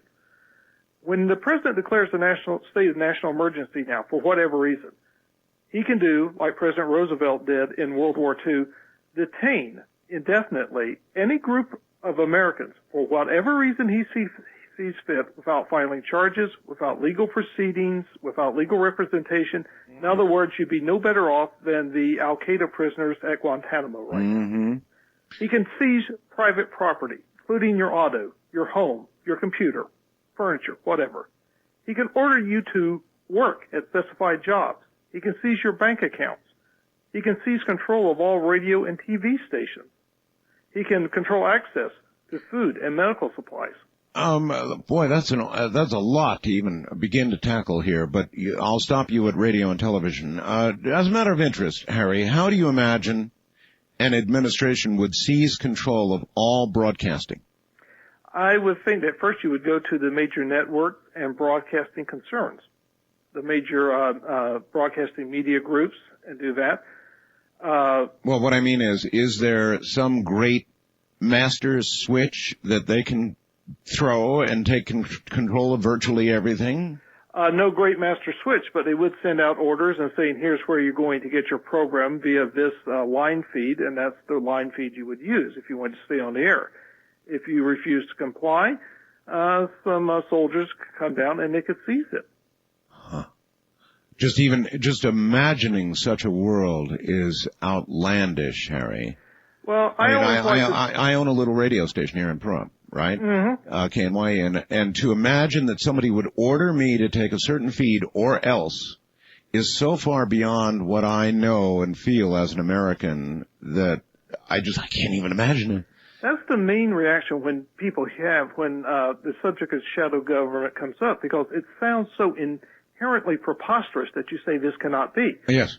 If I told you on September 10th, 2001, however, that a group of young Arab males armed with nothing more than box cutter knives would in less than 24 hours kill over 3,000 Americans and basically destroy two major landmarks in Washington, New York, would you believe that? No. Right. And it's the things that are most unthinkable that sometimes we have to think about in order to prevent. Okay. That makes me jump over on the other side. The fact of the matter is, we now know all too well that kind of thing can happen. So again, you know, these things that are so extreme that you're talking about, they are terribly extreme. How do you prepare to fight something like that, or even worse, without having this kind of stuff in place? And I think you agree, some of it has to be in place. So how do you shepherd all this? How do you have oversight? You know, to protect freedom, we don't have to trash the Constitution. What I do propose in my book is that we simply develop openly a system, a methodology in the Constitution by which we will handle catastrophic events. For example, a nuclear strike, terrorist event, or something else that, for example, would remove everyone in the presidential line of succession. Let's put in the Constitution how we would reconstitute and restore our constitutional democratic government. So you're talking about an actual constitutional amendment here, right? Yes, indeed. And it would outline it for me. Yes, indeed. And once people knew what would be done, how it would be handled, I think you would have far greater acceptance of it than some of these sub rosa things which are hidden under the table. Okay, that's scary. I agree. Go ahead and outline the kind of change constitutionally you would see. I mean, what roughly would it say? It could be something such as this. If everyone in the presidential line of succession were killed, the governors or surviving governors of the states would then elect a replacement president to serve out the remainder of the term or some other specified period. The same thing would be that, or we could say that in the event everyone in the presidential line of succession is killed, the governors of states, say maybe an order of population or admission to the union, or whatever formula you would use, would come up. Yeah, but you're just addressing secession now. Yes, indeed. But that doesn't tell me what safeguards and powers you would have to place in the hands of that ultimately elected person to deal with a potential emergency. There are already plenty of national emergency powers on the books which are known and open. Well, right, but according to you, too many. Too many, and also too many without the accountability of the people. At least here in the Constitution, we'd have accountability to the people, to the state legislatures, to the state governors, and to the people who elect them.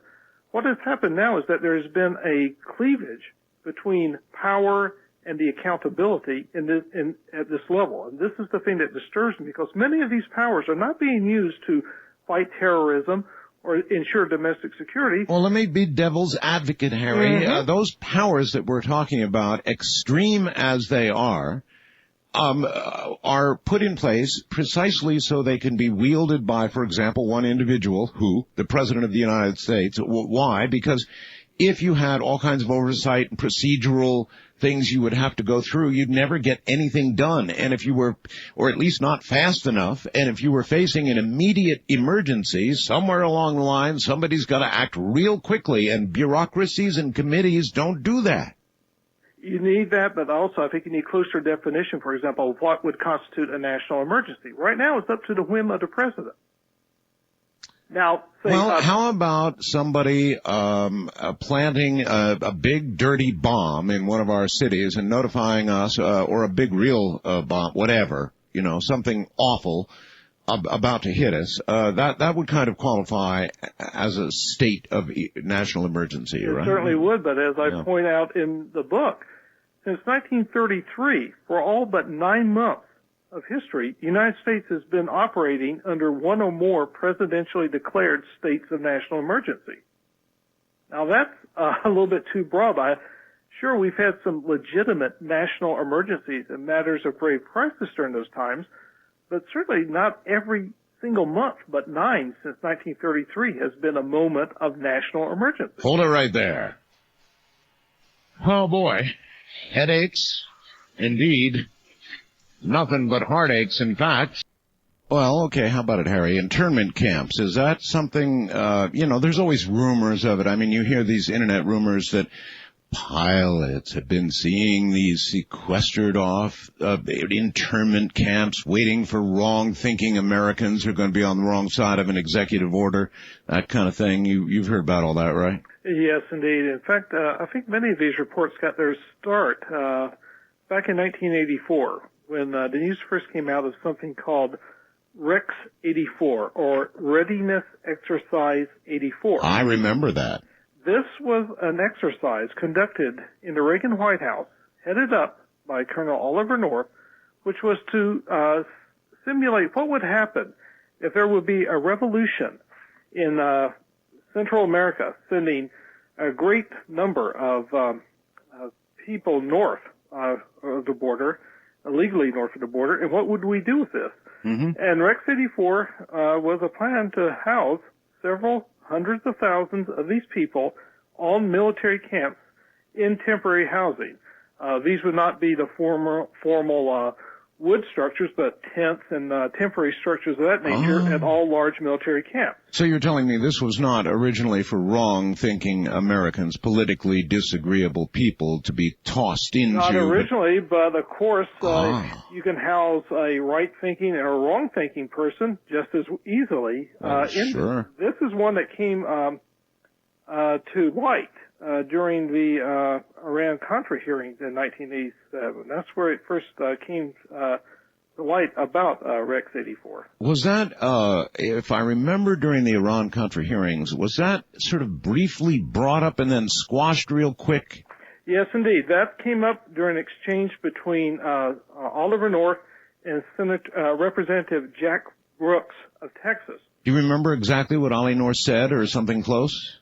Ollie North did not even get a chance to ask the question. Senator Brooks first broached to Colonel North asking if he had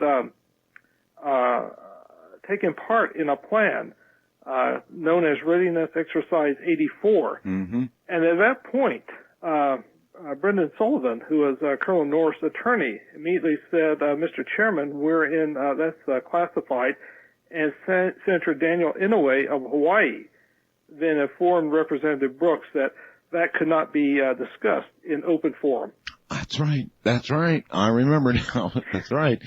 So, where do we stand with that? Is that still...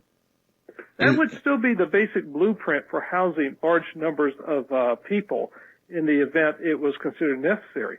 You might remember during the Clinton administration, many refugees were brought over from Bosnia and temporarily housed on military camps. Okay, I want to play devil's advocate again. Let's say that Harry Helms is president. And let's say that the big news of the day is that there's about to be a bloody revolution in Mexico. Mm-hmm. And that unrest has become out of control in Mexico. I'm not saying all this is going to happen. I'm just saying, let's say that's the news of the day. And the possibility is that let's make it millions of Mexicans would flee such a bloody civil war and come across the border. Now, Mr. President Helms, we know that's what we're facing. We don't have enough troops, nor can we simply mow people down on the border as they try to flee a war, Mr. President. So what do we do? I think we could do a much more effective job of sealing the border than your question presupposes. Oh, you do? Yes, indeed. Particularly when you're talking about people who would be arriving largely on foot through open territory. We could shut down major highways and such, but there'd be ways. Well, I guess what I'm asking, Mr. President, is would you turn them back to possibly a sure death in the middle of a bloody revolution, or would you accept them across the border? You might make some limited exception of people, but you would actually have to, if you're going to have a nation, you need to have secure borders. That's the definition of a nation. You can defend your own borders. I think this sort of large-scale housing of several hundreds of thousands would not be in anyone's interest because it would simply encourage more people to come. Mm-hmm. So you as president then would order some sort of real seal to the border. Yes, indeed. Even if that meant the taking of life, if necessary? If it would be necessary to protect American life, I would have no hesitancy. Uh-huh. Okay. So then you think this whole Rex business is ludicrous and could be used for the wrong thing? Well, that is the key thing. Again, I don't want to say that we don't need any contingency plans whatsoever, right, or that we can just simply get by in this world on good intentions. My problem with this is that the definition of what constitutes an emergency, namely, is defined by the president for whatever reason he sees fit, is far too elastic, and that many of the provisions of these, particularly those that affect the rights and constitutional rights and privileges of American citizens, are far too expansive. For example, the September 11th attacks were not caused by American citizens freely exercising their constitutional rights, and restricting the constitutional rights of citizens would not have prevented those attacks nor future attacks. Well, that's true. It is a failure, rather, for the various agencies of the United States to coordinate and share the information they have, such as between the various FBI offices, the Immigration and Naturalization Services, and these other agencies of government to properly coordinate and use the available information and to enforce the available laws on the book. We now know, for example, that most of the September 11th hijackers were here illegally. So my point is that rather than this huge, secret, under-the-table collection of laws, plans, contingencies, what we really need is more effective and focused enforcement of the laws that we already have on the book. Okay, but Harry, again, playing that devil I do so well, We live in a modern world where we have, the Internet and all of these very fast, very electronic, very effective means of communication. And those communication channels can be used to plan bad things as well as good. And so I understand, for example, the Fourth Amendment and our rights to privacy. But then again, I also understand our government's need, if they're even going to try and prevent another tragedy in this country, to get hold of, sift through a lot of this information, and that's going to run smack into the Fourth Amendment at 1,000 miles an hour. I'm wondering, though, how much of this is germane to a task. You are probably aware of a program that was floated briefly last year called the Total Information Awareness Program. Yes. A brainchild of Admiral John Poindexter, also of Iran-Contra fame. It would have gathered such information as your prescription drug records. It would have gathered such information as which movies you rent from major movie rental outlets. Books you read at the library, yes. maybe. So I'd like to know how, for example, knowing that you have a certain medicine for high blood pressure or that you prefer to watch kung fu flicks, how this ties into preventing terrorism. Well, I fail to see the link, and I see the potential for abuse. Okay, I'm going to have to continue as the devil. It doesn't, Harry, is the answer, and all of that information would be completely useless and irrelevant from the point of view of trying to stop an act of terrorism. However, it may just be that one piece of information, one email sent, one, I don't know, communication, one telephone call, one something could stop another bunch of airplanes from bumping into buildings real hard. And maybe it could, Harry. You can't deny that fact. It might. And so where and how do we draw that line about what our government can and can't listen to in our defense? They are here supposedly for our welfare, safety. You do what every cop does as part of their investigative procedure, namely you focus on the likely suspects. Even if the government wanted to, it clearly doesn't have the capacity to monitor all of our phone communications, all of our emails, all other aspects of our lives. So you have to focus on the people who are most likely to be perpetrators of a certain crime. In this case, as we've now seen September 11th, if the FBI had followed up on credible reports they were getting from flight schools, that there were students from Middle Eastern nations who were interested in learning how to steer planes once they were aloft, jet airplanes, but not interested in learning how to take off or land them, that constitutes a red flag. And that's the sort of thing you should be following up on. Well, of course, that's also really good 2020, hindsight. But yes, it should certainly create a red flag. But again, that's hindsight, and there's a lot of things in the world you could miss. Mm-hmm. And the more data you gather from unlikely suspects, the wider the net you cast, then the more data you're going to gather that is extraneous to the thing you are trying to discover, and you just gum up the gears chasing dead ends. So you wouldn't allow any electronic eavesdropping? I'd allow it in the same circumstances that we traditionally have allowed it, namely upon a warrant to conduct such surveillance issued by a court of competent authority. We don't have to protect ourselves by trashing the Constitution. We don't have to destroy democracy in order to save it. That's the conundrum, all right. And it really does come down to that, to potentially destroying that which we are trying to protect. So, when I first heard about the shadow government, and there are indeed some people who feel this, Harry, I always thought what it was meant by that was a government behind everything we see, a power behind every congressman, every senator, even the president of the United States, a power that's really pulling the strings and orchestrating everything that's happening. And you don't exactly believe that, do you? I don't see that. What I do see are people who potentially have the power to do certain things in the event of a national emergency who could abuse that power. FEMA is obviously one such candidate. The National Security Agency is another. I see where national security is used and invoked not so much to legitimately protect essential government secrets, but to cover up perhaps mismanagement, wasteful spending, misapplication of funds, and outright failures. This is what I see, and it's not really some master plan that came about when some people got in a secret room and they decide, okay, this is what we're going to do.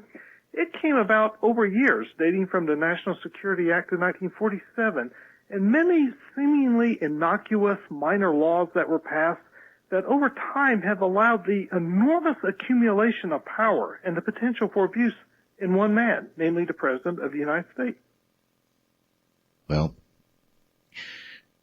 I guess I would ask you now, if you see this giant collection of dangerous possibilities, how do you turn it back? How do you make these things begin to disappear? Because once enacted, they're part of a giant global secrecy that surrounds this whole thing. I would begin in the Constitution by including a definition of what constitutes a national emergency. For example, I think we could all agree that military action against the United States or a terrorist attack on par with, say, September 11th would certainly constitute a national emergency. It would. Maybe a catastrophic national event like a magnitude 8 earthquake in California, something of this nature, which clearly would demand quick, sudden, and decisive action to save lives. Yes, that's quite clear. But we've had national emergencies declared for such things as the trade balance of payments being out of kilter, or to protect snail darters, or for some other very minute, almost irrelevant reasons. We need to tighten up on that considerably. We also need to, because when the Constitution was framed, the possibility of the sudden loss of the executive and legislative branches in one day wasn't considered a possibility. We need to include provisions for restoring a constitutional government, electing replacement members of the legislative and executive branches as soon as possible, and spell that out in the Constitution. Finally, we need to have some clear constitutional restrictions on when and how the military can be used in civilian law enforcement, because that is perhaps the most odious and potentially dangerous aspect of the shadow government. Harry, how close do you think we've been to the invocation of these kind of powers? Have we come that close? It is known that on certain occasions, such as the Los Angeles riots of 1992, yep. We were very close to that. In fact, some military units were used in the latter stages of those riots. It's known that there was a partial activation of shadow government on September 11, 2001, when Vice President Cheney was taken on that day from Washington to Mount Weather, a large underground facility in Western Virginia, which, if the shadow government has a capital, that's it. That's it, huh? Yes, do you think, Harry, that it's possible that a state of emergency could be declared and that the problem or emergency could be handled, and then we would just simply slide back into constitutional government? Or do you think that there's a substantial chance all of this has grown so dire that once we cross that bridge, we well might not come back?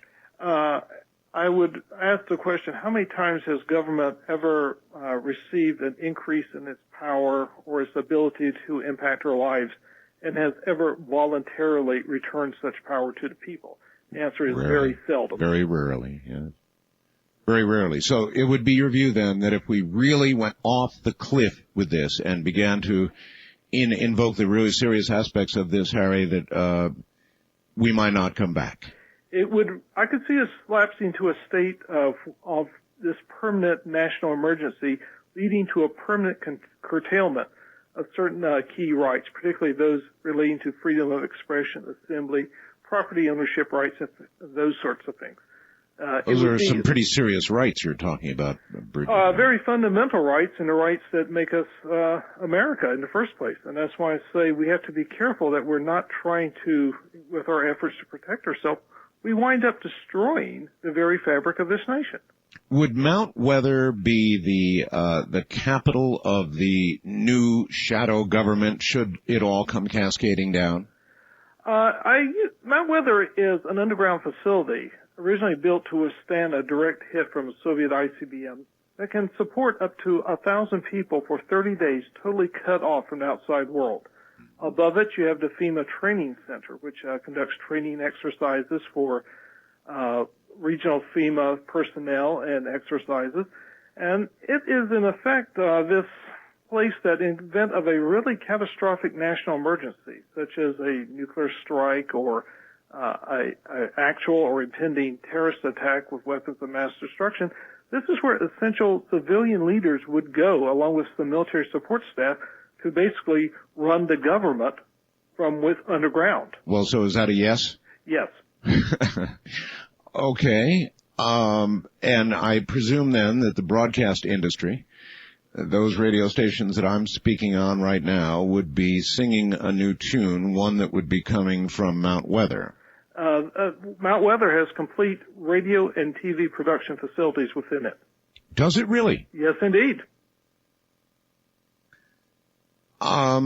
Would all of this be accomplished through the use of the emergency action emergency broadcast system? Yes. Well, it used to be called that. I think it's got a new name now, actually. That is what that would, in national emergency, yes, that's what it would be. That is what all stations would be broadcasting the feed that it got from there. All right. Hold it right there. You know, for most Americans, it's impossible to almost even contemplate that such an un-American, anti-constitutional thing could ever be done by anybody, president or otherwise. Most of us just can't believe it can occur. But, hey, you know, look around the world at what has happened elsewhere and ask yourself, imagine waking up one morning and walking outside your house and seeing U.S. military, U.S. Marines lining your street on every street corner. New instructions for everybody. Times had changed overnight. Could it happen?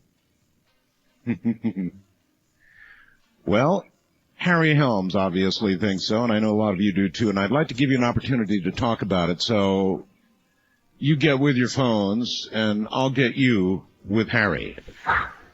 We live in safe America, right? Could you wake up, say 2:30, 3 o'clock in the morning one morning to the sound of gunfire outside your house and hear the military en masse beginning to take things over? Harry, could such a nightmare scenario really happen?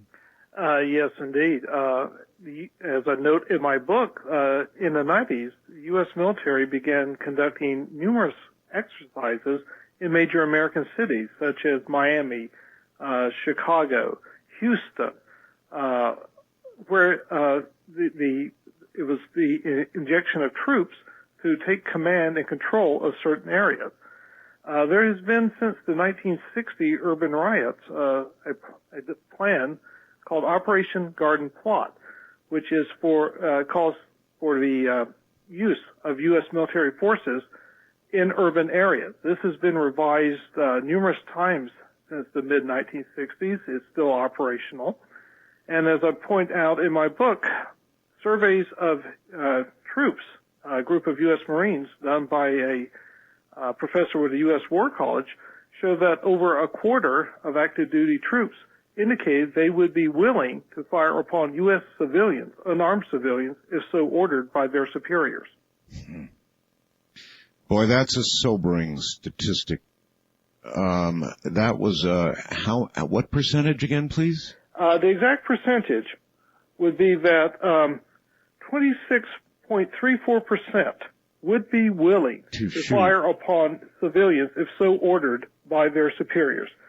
And this was done in 1994 study by Lieutenant Commander Ernest Cunningham for a master's degree he was working on at the Naval Postgraduate School. I remember the big controversy about all of that. But here I go. I'm going to play devil's advocate again. If 20-some-odd% would shoot fellow Americans, that means 70-some-odd% wouldn't. That's the comforting thing. And comforting. Yes, and so wouldn't that, on the face of it, just even based on those outrageous numbers, wouldn't that prevent what we're talking about right now from occurring, because not enough would, in fact, enough might fight back, in that given situation to prevent even the thought of someone implementing something like that. But we might be in a situation then where that you could perhaps compose special units from those 26% who answered in the affirmative for these sorts of operations. I hadn't thought of that.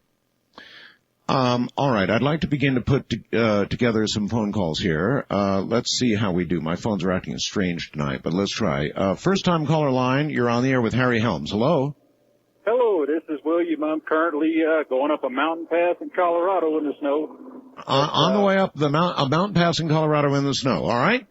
Yeah, well, anyway, a couple statements I wanted to make, and then mention a book to you. What you were talking about the internment camp. Bill Cooper wrote a book that had some of that stuff in it. He contacted the military police in Livonia, Michigan, and they would not deny it, but they said at least you called the right place. Do you know anything about that, Harry? I have heard of rumors of those types of camps in Michigan that he's referring to. Yes, indeed. Okay. Well, they're just the military police in charge of it, but a federal lawsuit was brought into Houston federal court, and it was dismissed because they were saying it violated people's civil rights to set up internment camps, and the judge wouldn't hear the case because he said as long as everyone is treated the same, it doesn't violate your civil rights. But anyway, there's a book by Bill Cooper called The Hold a Pale Horse, which covers a lot of this information, has a lot of documents in it, and if you haven't seen it, you might be interested in it. I'm very, very well aware of it. Thank you. I'm always, this is such an incredibly sensitive subject. And the fact, I'll tell you, Harry, I'm a little bit comforted by the fact that I can go on the air and talk about it still, about what you and I are talking about right now without getting shut down. Don't you find that sort of comforting? I find it comforting, but then on the other hand, President Roosevelt's Executive Order 9066, which he used in 1942 to order the detention of Japanese Americans without warrants or charges for as long as he deemed fit, that executive order was twice challenged before the U.S. Supreme Court. And held. Both times it was upheld. So a future president could insert instead of Japanese Americans, could have Black Americans, Hispanic Americans, Americans who voted for the other candidate in the last election, and do the same thing. And it's already been pre-approved by the U.S. Supreme Court. Huh. Okay. Wildcard line, you're on the air with Harry Helms. Hello. Hello, this is a friend. A friend. Hi. Hi, friend. I want to comment something towards Harry. Proceed. Something that's non-apparent and effective in the future could prevent future violence within the United States. Yes. I just like that idea of a non-apparent security system by the military. Wait a minute. A non-apparent security system by the military. Isn't that what we've got, Harry? A non-apparent. I'm trying to figure how it could provide security without being apparent. Yeah. Well, that means that it's within a controlled medium that is, how can I say, it's like a control, monitoring, synchronous, and coordination station that is like an IO, as you're a radio person, to, check certain security features to make sure that there's no outbreak of disorder. Huh. Simple as that. Simple as that, huh? Harry, is it as simple as that? I somewhat doubt it'd be quite that simple. I don't see how you could have a security system that would be non-apparent to people. Right. You would have to recognize that you are subject to a certain sanction if you did something in order to have a security system. Seems almost by definition. It seems like, yeah. East of the Rockies, you're on the air with Harry Helms. Hello. Yes, hello. Hello. Yes, You're going to have to yell at us, sir. You're not too loud. oh, I'm sorry. Yes, I wanted to make a comment to Harry. I believe that's your guest. Yes. Yes, on the out of control government. Okay, our founding fathers set up this government to serve the people, and not for the people to serve the government. Yes. As the government, or as the people is the government. Okay, and I'll make a classic example of that. I don't know if you've ever been to Waco, Texas. Waco, Texas. Yes, I've been to Waco. Yeah. Yeah, back in 1993. Those people did nothing to anybody, but the federal government came down here, because I'm just outside of Dallas, Texas. Yep. And burned women, children, men too, over nothing. All right. Well, I don't know. Harry, I actually went through the whole Waco affair on the air. Dealt with it on the air for a very long time. Looking back on Waco, Harry, how do you see it? That is an early example of, in my book, what I termed the militarization of civilian law enforcement, where you had military advisors to the FBI and the use of military equipment, like an armored personnel carrier, against civilians. And that was perhaps the first public demonstration of how the line between civilian law enforcement and militarized law enforcement is becoming increasingly blurred. Certainly, I think most people would regard it as not a really proud moment for America. Well, it's an example of what can happen when certain powers are used without good judgment and proper discretion, where the situation, I think, got rapidly out of the FBI's hand and led to a very rapid escalation of force on their side without sufficient provocation from the other side. Good enough. West of the Rockies, you're on the air with Harry Helms. Hello. Hey, good morning, Art. Good morning. And good morning to you, Harry. Good morning. Harry, I'd prefer not to give my call letters or my... well, please don't. That's all right. Don't give us anything. Just go ahead. I'm in Army Mars. Yes. And my license on the wall is signed by the Secretary of Defense, or DOD and Secretary of the Army. But I'm not military. I'm not paid, and I have to use my own equipment. What you guys are talking about this morning kind of puts me in a rather difficult position. I have to serve Mars the best I can, but if the government turns against me, I have to revert back to my oath that I took when I joined the Marine Corps to defend its country against all. All right, caller. I've got a question for you. Yeah. Operating your Mars station, if you became aware of a situation, an emergency that had been declared in the United States by, say, the President of the United States, and you heard or were even part of handling traffic that indicated to you that the U.S. government was, in fact, moving en masse against its own citizens in an obviously unconstitutional way, would you follow orders? Would you pass that traffic, or would you throw up your hands and say, it's time for a change?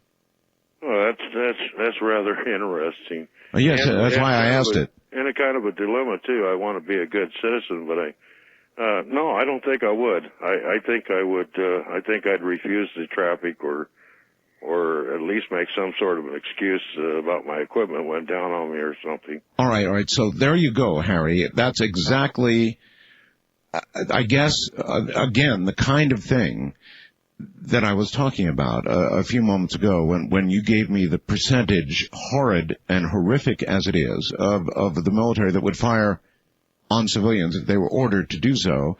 There's an example of a guy who's in at least a fairly important position, who would not pass such traffic, who would make a decision on his own, making such a nightmare impossible.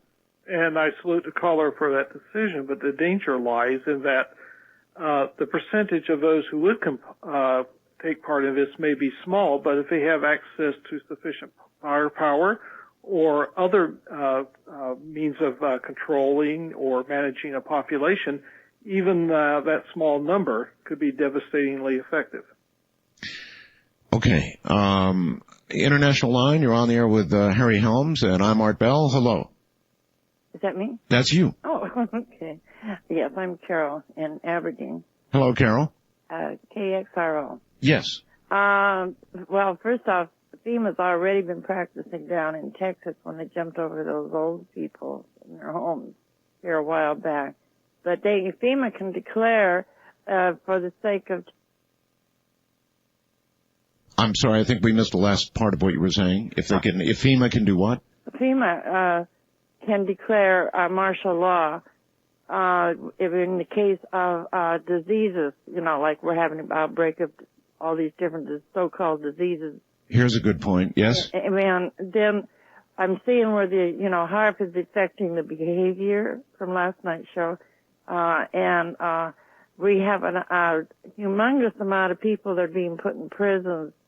Like our drug companies are just overloading us with depression pills that literally drove my daughter almost to the point of suicide, those pills. Okay. I had to get her off of them. And we've got millions of people in prison, and they're all... First-time callers, area code 775-727-1222. Stop. Don't be naming people for us. Okay. So the thrust of your question was what? And, all right. And what other countries own our prisons? What? Oh, really? There has been certainly a movement in America to privatize the prison system, to actually put it in the hands of companies that would run prisons. Anything on that, Harry? I would just correct one misconception that your caller did make, and this is a common misconception. FEMA by itself cannot declare martial law. FEMA is simply the president's toolkit, if you will, when he declares a national emergency or martial law. FEMA is the muscle, but it's not the actual instigator in and of itself. It takes orders from the president or some other competent authority to perform certain tasks. As far as the thing with private prisons, I have to be very honest with you and say I have no real knowledge of that area. All right. She asked about prisoners being housed outside the United States. That's not going on, is it? Not to the best of my knowledge, nor do I believe that there are any standby plans for housing American citizens outside the United States. At least with regard to American citizens. Certainly Al-Qaeda we've taken who knows where. West of the Rockies, you're on the air with Harry Helms. Hello? Hello? Hello? Hello? Yes, hello. Oh, I'm sorry, hi. Yes, that's you. Oh, cool. Hi, Art. Hi, Harry. I got a question. After, Executive Order Medal 66, when President Roosevelt interned more than 120,000 Americans as Japanese ancestry, and then in August 10th, 1980, President Reagan signed H.R. 442, which gave the apologies and the compensation to more than 70,000 Japanese Americans. Isn't that like a justification or like an identification to say that what we did to the Japanese American was wrong? They paid them back, even though it was only $20,000. Okay. It could be construed as such, but the fact of the matter is that did not repeal Executive Order 9066, nor did it impact negatively its legality. Executive Order 9066 was twice upheld by the United States Supreme Court. It is still there for a future president to use as he sees fit against any group of people he sees fit. I think you should understand that in terms of maybe domestic political considerations rather than having any bearing upon its legality or its potential for misuse in the future. So we didn't, other than making a payment, which was like an admission of wrong, other than that, and a big I'm sorry, we didn't change the thing that would allow that exact same thing to occur again. There was no change to the order itself or its legal standing whatsoever. It was simply a public relations exercise, nothing more. Could that be, says the devil, because there has to be something that radical in place, something so radical that after you do it, you have to apologize for it in order to fight the dangers that we face. I always find it interesting that whenever we talk in terms of national security dangers, it seems almost as if the Bill of Rights is the greatest threat to Americans rather than, say, foreign terrorists or foreign military powers. That does not affect, let's say, the operational capabilities of, say, Al-Qaeda or, say, China. It does, however, go right to the heart of the freedoms and rights that make us a unique nation. Well, it sure is hard to be legal and constitutional when the other side can do any damn thing they want. But I understand what you're saying, Harry. Just the very fact that we can get on talk radio nationwide, as we're doing right now, and talk about a subject as sensitive as this, to me, is almost like a beacon in the night saying, it's still okay. It's still okay. But then there's another beacon in the night going, but you better keep your eyes open. Better keep your eyes open. And that's what this is all about. Harry Helms has written a book that has prompted this discussion tonight entitled Inside the Shadow Government. Inside the Shadow Government. The title of your book, right, Harry? That's correct, Art. Well, let's see, a million questions. How is your book doing? I understand it's doing rather well. It's available through most major outlets, bookstores, including Amazon.com and your website. All right. And if you read this book, you really do take people inside what you believe to be the real shadow government. Because of the nature of the subject matter, I thought it was very important that I provide as much documentation as possible. So in there you'll see extracts from various federal laws that give the President the power, for example, to seize control of radio and TV stations or to declare martial law.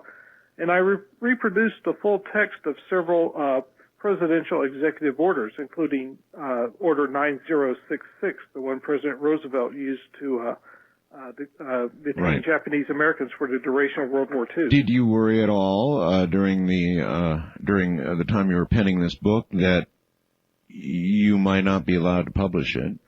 No, but there was certainly a total lack of cooperation when I, for example, filed various Freedom of Information Act requests. Either I had to repeat my request to get the documents, or when I got them, they were largely blacked out. So there was no official encouragement, but they were certainly passive-aggressive in their approach to dealing with me. Nobody came to you and said, publish and die? Not yet. Okay. All right. Just checking. International line, you're on the air with Harry Helms. Hello. Hello? Hello. Yes, sir. Go ahead. Yeah, this is Morris the Cat from Delray Beach, Florida. There's no person named Morris the Cat. Yeah, I'm on WJNO West Palm. Whatever you're on, you can't be truly named Morris the Cat. Well, I'm named after the cat on television, but I'm not as finicky. I'll eat anything you serve me. All right, Morris. Yeah, this is in reference to the FTAA beating. I'm a 75-year-old disabled American veteran, and I was at the FTAA rally in Miami Beach a few weeks ago, and there I saw an amphibious tank with a .30 caliber machine gun manned, and also an amphibious personnel carrier up on the little hill there, and of course a couple of thousand full body armored, I call them thugs, and these was sent by our illustrious Governor Jeb Bush against a peaceable rally against the FTAA so that our children and grandchildren's jobs wouldn't be exported. Now, where does this come into the shadow government? All right, it's a good question. Not just there, but what about Seattle?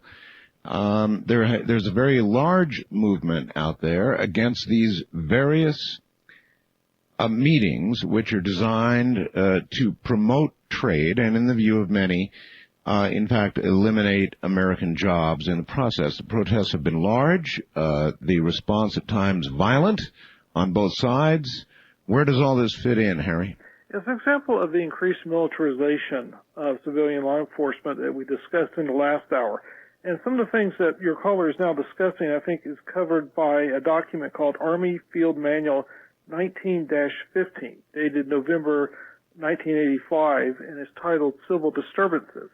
And that outlines the tactics and procedures and methodologies that would be used by the United States Army if called upon to assist in the suppression of a civil disturbance or to be on standby in case of a civil disturbance of some sort.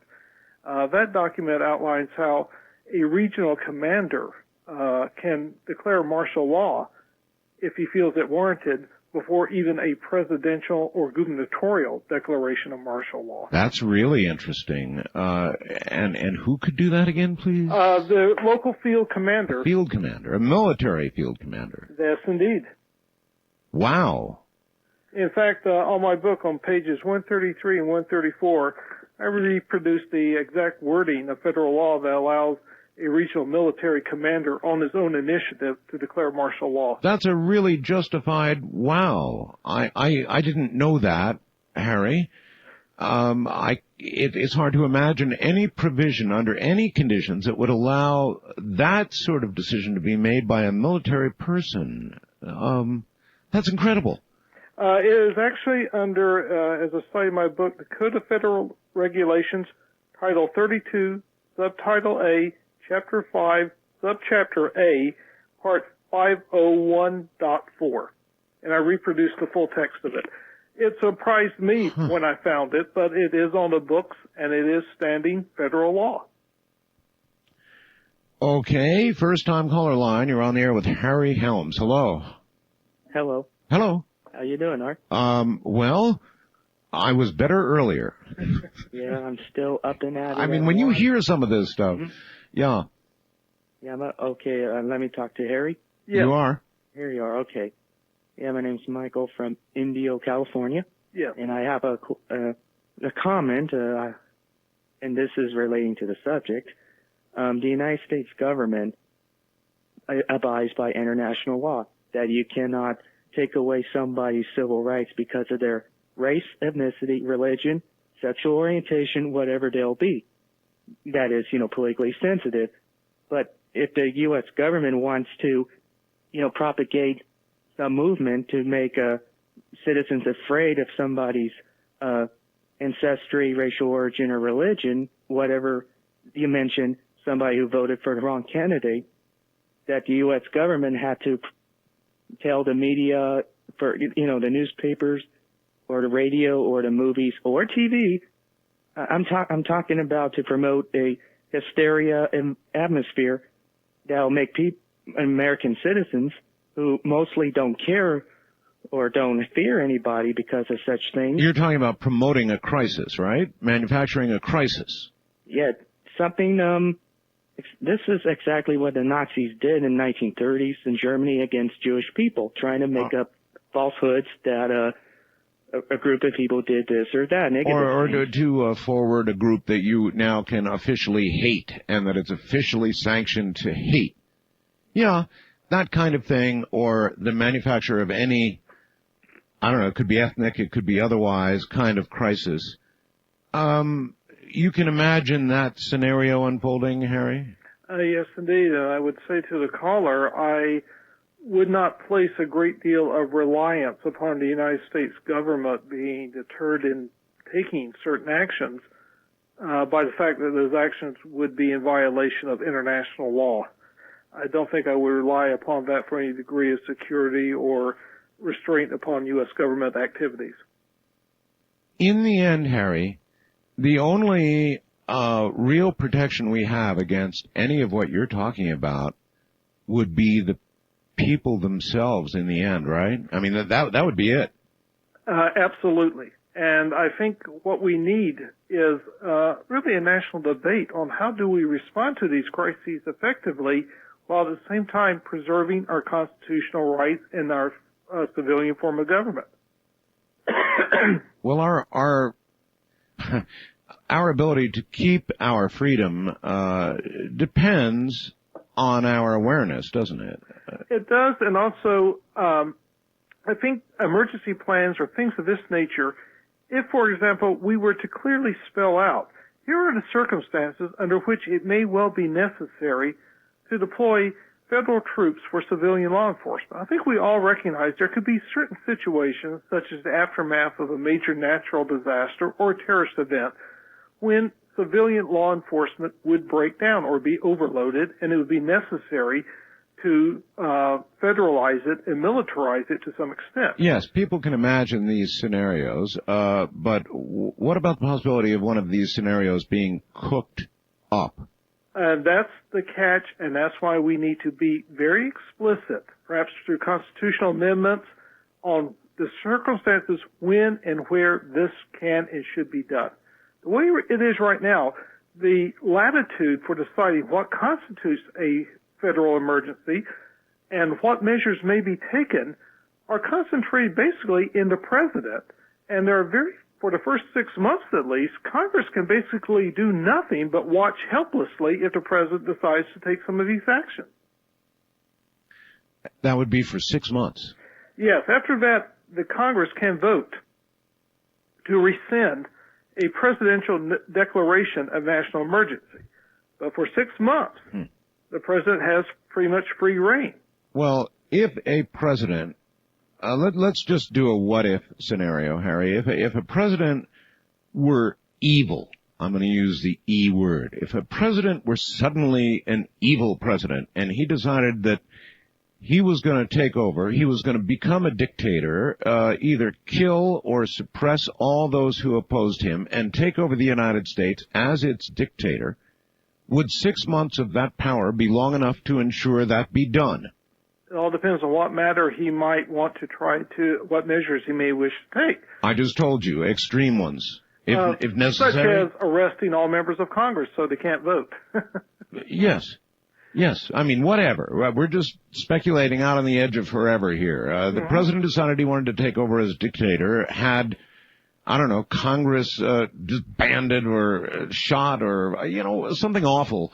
If a president just went berserk, does he have enough power without any checks in place for 6 months to get the job done? Quite conceivably. One of the points I make in my book is Lincoln's actions during the Civil War. Lincoln did such things as shut down newspapers that in the North that opposed the war in the South.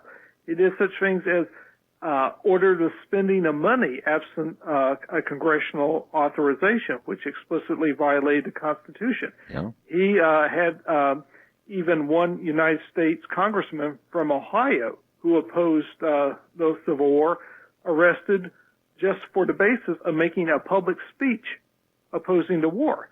Now, that was Lincoln. Since then, the emergency powers available to the president has increased greatly.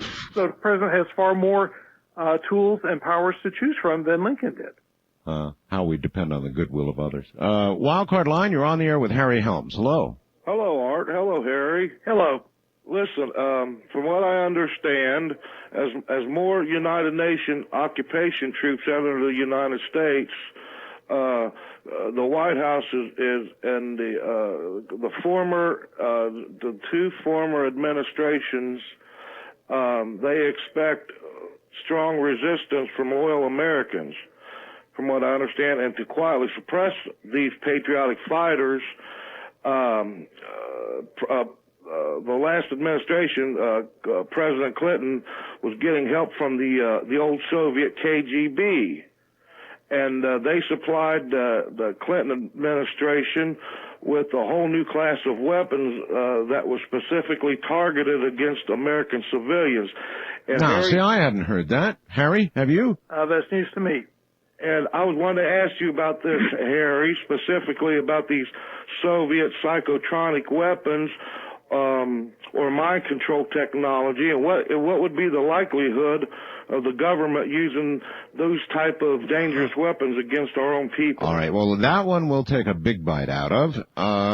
We did talk last night about the ability, for example, of HAARP to control human emotion, feeling, fear, produce, a different state, even a confused state in a human being. Would you imagine a scenario, Harry, under which a government would use such a device, or even just a political party or a member of a political party would use such a device against its own citizens? I would just say as a general rule that any government entity would be interested in as many non-lethal methods of population control as they could muster. Persuasion. And there's been a very long and well-documented history of interest by various agencies in the United States government in mind control methods. The first use of LSD in the United States in the 50s was in experiments conducted by the Central Intelligence Agency. It is, of course, true. It's true. And these astounding things that you go, holy mackerel, or worse, and then sort of let drift out of your mind because they're so outrageous. East of the Rockies, you're on the air with Harry Helms. Hello. Good morning. How are you doing today? All right, sir. Oh, thank you. This is Robert. I'm calling from Richmond, Virginia. Hey. I have a couple of questions here real quick for Harry. Yeah. I've done a research paper in an English class, and I happened to do it on the Rex 84 program. And upon my research, I came across a couple of things that I thought were kind of odd and weird. So I was going to ask you to see what the legitimacy of these are. Okay. The first thing I came up with was rail cars with sprinkler systems in them. Have you heard anything about that? I've heard rumors about that, which were supposedly to be used for dispensing of biological or chemical agents, but I've had no success in verifying that's anything more than a rumor. Okay. The other thing is as far as crematories, I heard that, I heard the government was purchasing, let me think here, old railroad stations, if I remember correctly, and installing crematories in them. Have you heard anything about that? I have heard that rumor, but again, I haven't been able to find anything to support this, anything more than just an unsubstantiated rumor. Okay. Boy, there's a couple I had not heard. Okay. The final thing I want to ask is the Rex 84 program took place in the early 80s, and so that should be done and over with, you would think. But the Denver airport, which is also known as the New World Airport, which we're not talking about the New World Order tonight, but I also found information as far as them putting a concentration camp. Did I say concentration camp? I meant to say a detainment camp underneath the airport. Have you heard any? Boy, the Denver airport is really the source of a lot of hot rumors, whether they be of this sort or even the paranormal sort. I'm telling you, there's something about the Denver airport. And I've been all over it, Harry, even down where they send the bags through the big machines. I've been all over the Denver airport. Having connected it through a couple of flights for Denver's airport, I can understand why you might think it is a detention center at times. But, well, yeah, but only until your flight. Yes. But if it were a detention center, I think they would get your bags to you on time if it were a real detention center. Yeah, or they do better with the bags. Yes. Oh, God. West of the Rockies, you're on the air with Harry Helms. Hello. Hello. Yes. Hi, Mr. Bell. Hi, Mr. Helms. Yes. I got two questions. My first question is pretty long. I remember when I was a little kid, I remember seeing something called the civil defense. And are they still around? And civil defense has been folded into FEMA. Oh, I see. And my second question is it pretty expensive to get started as a ham radio operator, and approximately how much minimum would you need to get started? Somebody breaks us away from the government for a moment, and that's a really good question. All right. Get started as a ham, Harry.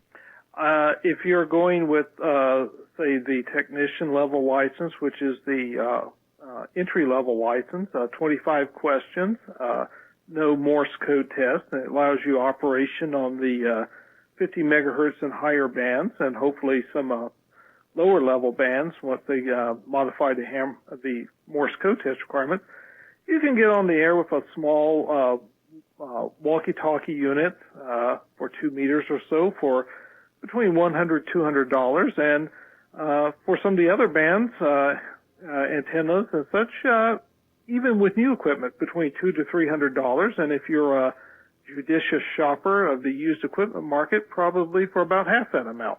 So not that much to start into ham radio, right? Very cheap for what you get. Oh, boy, is it ever for what you get. Ham radio is one fun hobby, and I'd like to encourage as many of you as I can toward it. My guest is Harry Helms. We're talking, yes, about the shadow government, but also about radio and any other topic you'd like to bring up, because you're the ones in the spotlight now, on the phones. Indeed. You know, even doing a talk show like this, considering it, you got to gulp a couple times real hard before you do it. But I figured, what the hell? I mean, anything you can imagine. Look at science fiction, for example. Some of the wildest, craziest scenarios that are so hard to imagine could ever come true. Well, suddenly they come true. And this is one of those things that if you close your eyes and imagine a military presence and a takeover, and a government gone and freedoms evaporated, it seems impossible. You know, it just seems impossible. But on the other hand, you know, being absolutely honest, I've got to tell you that I always thought the kind of secret government that we've flirted with talking about from time to time with respect to other things like aliens and the knowledge of aliens and all the rest of that, that kind of government, that kind of behind the scenes, pulling the strings of the current government, I never was able to really grasp that as a concept I considered reasonable, or that I thought it was really going on. Unfortunately, this kind of shadow government, the one described by Harry tonight, can be envisioned, and one can even close one's eyes and imagine how it would be implemented.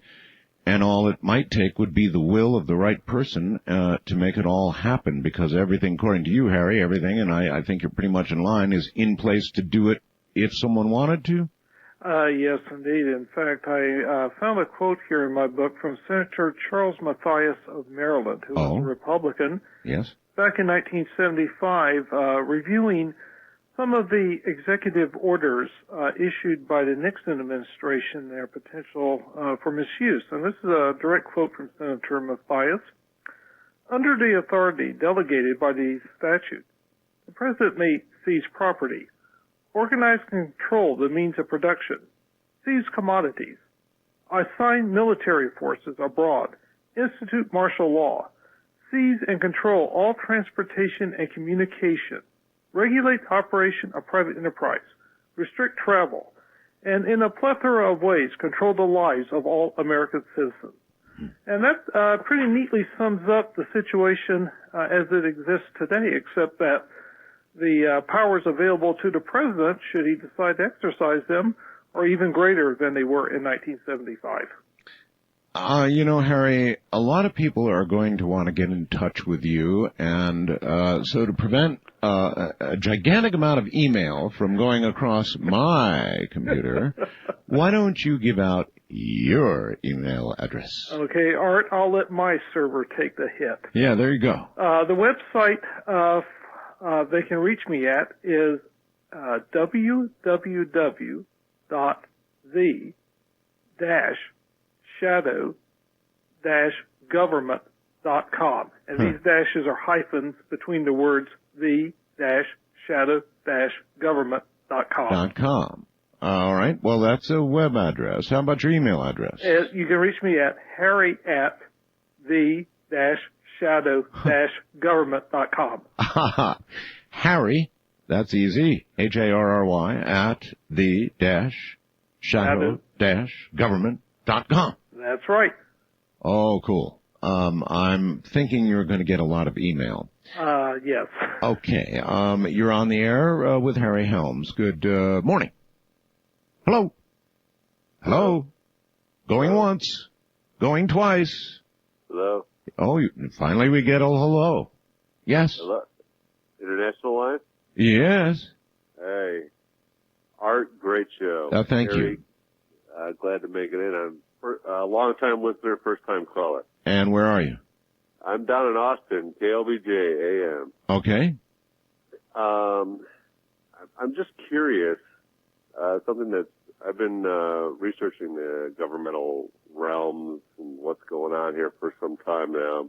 You're going to have to speak up good and loud. You're not... About 10 years. Yes. And one of the concerns I have is a lot of these rumors about Chinese troops on the Mexican border, Russian troops. Oh, yes. Latvian troops up on the Canadian border. Yes. And this entire takeover of the United States. And I'm just curious as to, from my perspective, it makes sense that in order to bring in a one world government, you cannot have a superpower.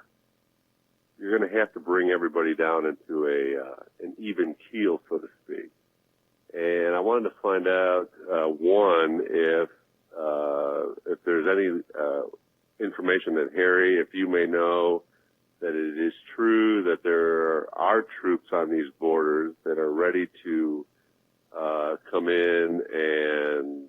All right, I tell you what, it's a very good question you're asking. I've got a story in my hand. I don't know where this came from, but it says, big trouble in Mexico. Residents of New Mexico, it says, just north of the border with Mexico, report that Chinese troops are operating out of northern Mexico and frequently make incursions into the United States. The U.S. Border Patrol agents who've spoken on condition of anonymity, meaning no sources here, right? Fearing they will lose their jobs, said they've seen Chinese troops on the northern side of the border and that they have duly reported the situation to headquarters. Agents said large numbers of the troops are frequently on U.S. territory about 32 miles southwest of Las Cruces, New Mexico, near the town of Deming. Now, I have no idea if this is true, but this is circulating big time on the Internet. Harry, I'm sure you've heard the rumors like the man was talking about. What do you have to say? I've heard the rumors likewise, but I've seen nothing reliable or substantive to back them up. However, there is increased military activity along the borders on both sides, and there have been incursions of Mexican troops that have been very well documented. So yes, but clearly this is a situation that bears watching. Yes, but surely if Chinese troops were on our border, I mean, that one would be grabbed up by the nightly news like you know what, just like yes, that. And that's why I said there's been nothing substantive to back up those rumors. But I'll tell you, the rumors are all over the Internet. It's everywhere. Why do you suppose these, assuming it's not true, we don't know for sure, but assuming that it's not true, how do you think these kinds of rumors are generated? Are they generated by the extreme right wing out there, Harry, who are sort of stoking paranoia? There's two schools of thought. One is that you have China has replaced the Soviet Union as the most likely potential adversary for the United States in the military sense. Right. The other rumor idea I've often entertained is that perhaps these rumors could be generated by the government itself in order to discredit or to serve as a cover story for some of the things they might be doing along the border. All right. Wildcard line, you're on the air with Harry Helms. Hi. Good evening. My name is John, and I live in the foothills of eastern Tennessee. Hey, John. Hello? Yeah, go ahead. Yeah, I wanted to say I've been stopped twice by military roadblocks here in eastern Tennessee. On both occasions, I was forcibly removed from my car. Military roadblocks? Military roadblocks. For what? No apparent reason. Other than to forcibly remove me from my car, to forcibly search my car, and I asked for explanations, got no answers from anybody. Were you on a military facility? No, these were public highways. So you're telling me that the military has public highways cordoned off, and they're stopping people and yanking them out of cars and searching the cars? So help me God, it's my witness. Oh, I've got better things to do with my time than to sit here and cook up a story. This is an actual honest-to-God fact, and these have been documented in eastern Tennessee newspapers. Okay. Harry, have you heard about this? I'm curious if your listener lives on a road in or near Oak Ridge or some other military facility. No, these were nowhere near any military installation. What kind of road was it, caller? What kind of road was it? Was it like a local little street, a highway? These were both county Both county highways. County highways. Okay. Well-traveled county highways. That's Harry? quite new. I have not heard about this happening inland in the United States, although my book does document several cases where the military have conducted roadblocks and searches on roads adjacent to the U.S.-Mexican border. But this is the first I've heard of it in an inland case. They were printed up in the Knoxville, Tennessee Journal, or Knoxville, Tennessee Sentinel newspaper. Okay, caller, I've got a question for you. You were the one pulled over and searched. Did you have any sense of what they were hunting for? Absolutely no idea. Absolutely no idea. None. I mean, I thought somebody was making a Hollywood movie. Were you hurt? Yes, because I have muscular dystrophy, and I was forcibly dragged out of my vehicle and thrown onto the ground, and they had a soldier kneel on top of me. Yikes. All right. Well, I don't know what to say about that. I want to tell you one other thing, Art. I also wrote a letter to Father Malachi Martin about 15 years ago and asked him why I could find no references to the United States in biblical prophecy, and I proffered such a situation mentioning. I think there is, in fact, a deficit of any mention in the Bible with people try to find America. They never have been able to, but that's straying way down a whole different path. What he gave us there, this military roadblock. That's something else. You haven't even heard the rumors, huh, Harry? That's new. I mean, there have been several incidents along the border, and yeah, but that would be actually the border to a certain degree is federal territory, actually, right? But here would be things like along the border, not at the border, roads within a few miles of the border, which there have been military roadblocks, searches of cars, and in a couple of cases, the actual shooting of civilians. Well, short, troops. but short of the shooting, Harry, wouldn't you be in favor of this kind of thing? If you're talking about American citizens on public roads, No, not at the border. I'm talking about troops at the border. Troops at the border are one thing. When they start taking over civilian law enforcement facilities, my first question is, why them and not civilian law enforcement authorities? Well, yes, but I'm backing up to what you said about having to tighten up the borders. I mean, how would you do it? You can't do it with ice cream. It's going to be with troops with guns, right? Yes, but at the border, not several miles inside the border. In some cases, these have been like 30, 50 miles away from the border. That's quite a way. Yes. All right. East of the Rockies, you're on the air with Harry Helms. Hello. Hello. Yes, hello. Yes, this is Raymond in Morgantown. Yes, Raymond. Back in the 60s, the Johnson administration had a special group on counterinsurgency headed by a Colonel William Corson. And he was commissioned to investigate American Indian movement and the Black Panthers and so forth, and any possible linkage between them and the student protests against Vietnam. And he concluded that without the students, the extremists cannot mount their revolution, and with them, they may be able to. Have you heard anything about that? Yes, that was one of the conclusions that led to creation of Operation Garden Plot, the operational plan for involvement of the U.S. military in civilian disturbances. And in fact, they were monitoring the 1970 student anti-war protests, the ones that culminated in the shooting at Kent State, very carefully. All right. West of the Rockies, you're on the air with Harry Helms. Hello. Hello, Mr. Bell. This is Brian in Bakersfield, KMZR country. Hi, Brian. Hi. It's a pleasure to be on your show again, particularly when you're hosting this evening. Happy to have you. Thank you very much. And to Harry, as you probably know, Thomas Aquinas the medieval philosopher, held that monarchy was the most preferable and the best form of government, and in that I believe he was following Aristotle. So the tradition of monarchical government... Your telephone's going away on us there, caller. Well, I'm sorry about that. Can you hear me now? Yeah, I hear you. I see you.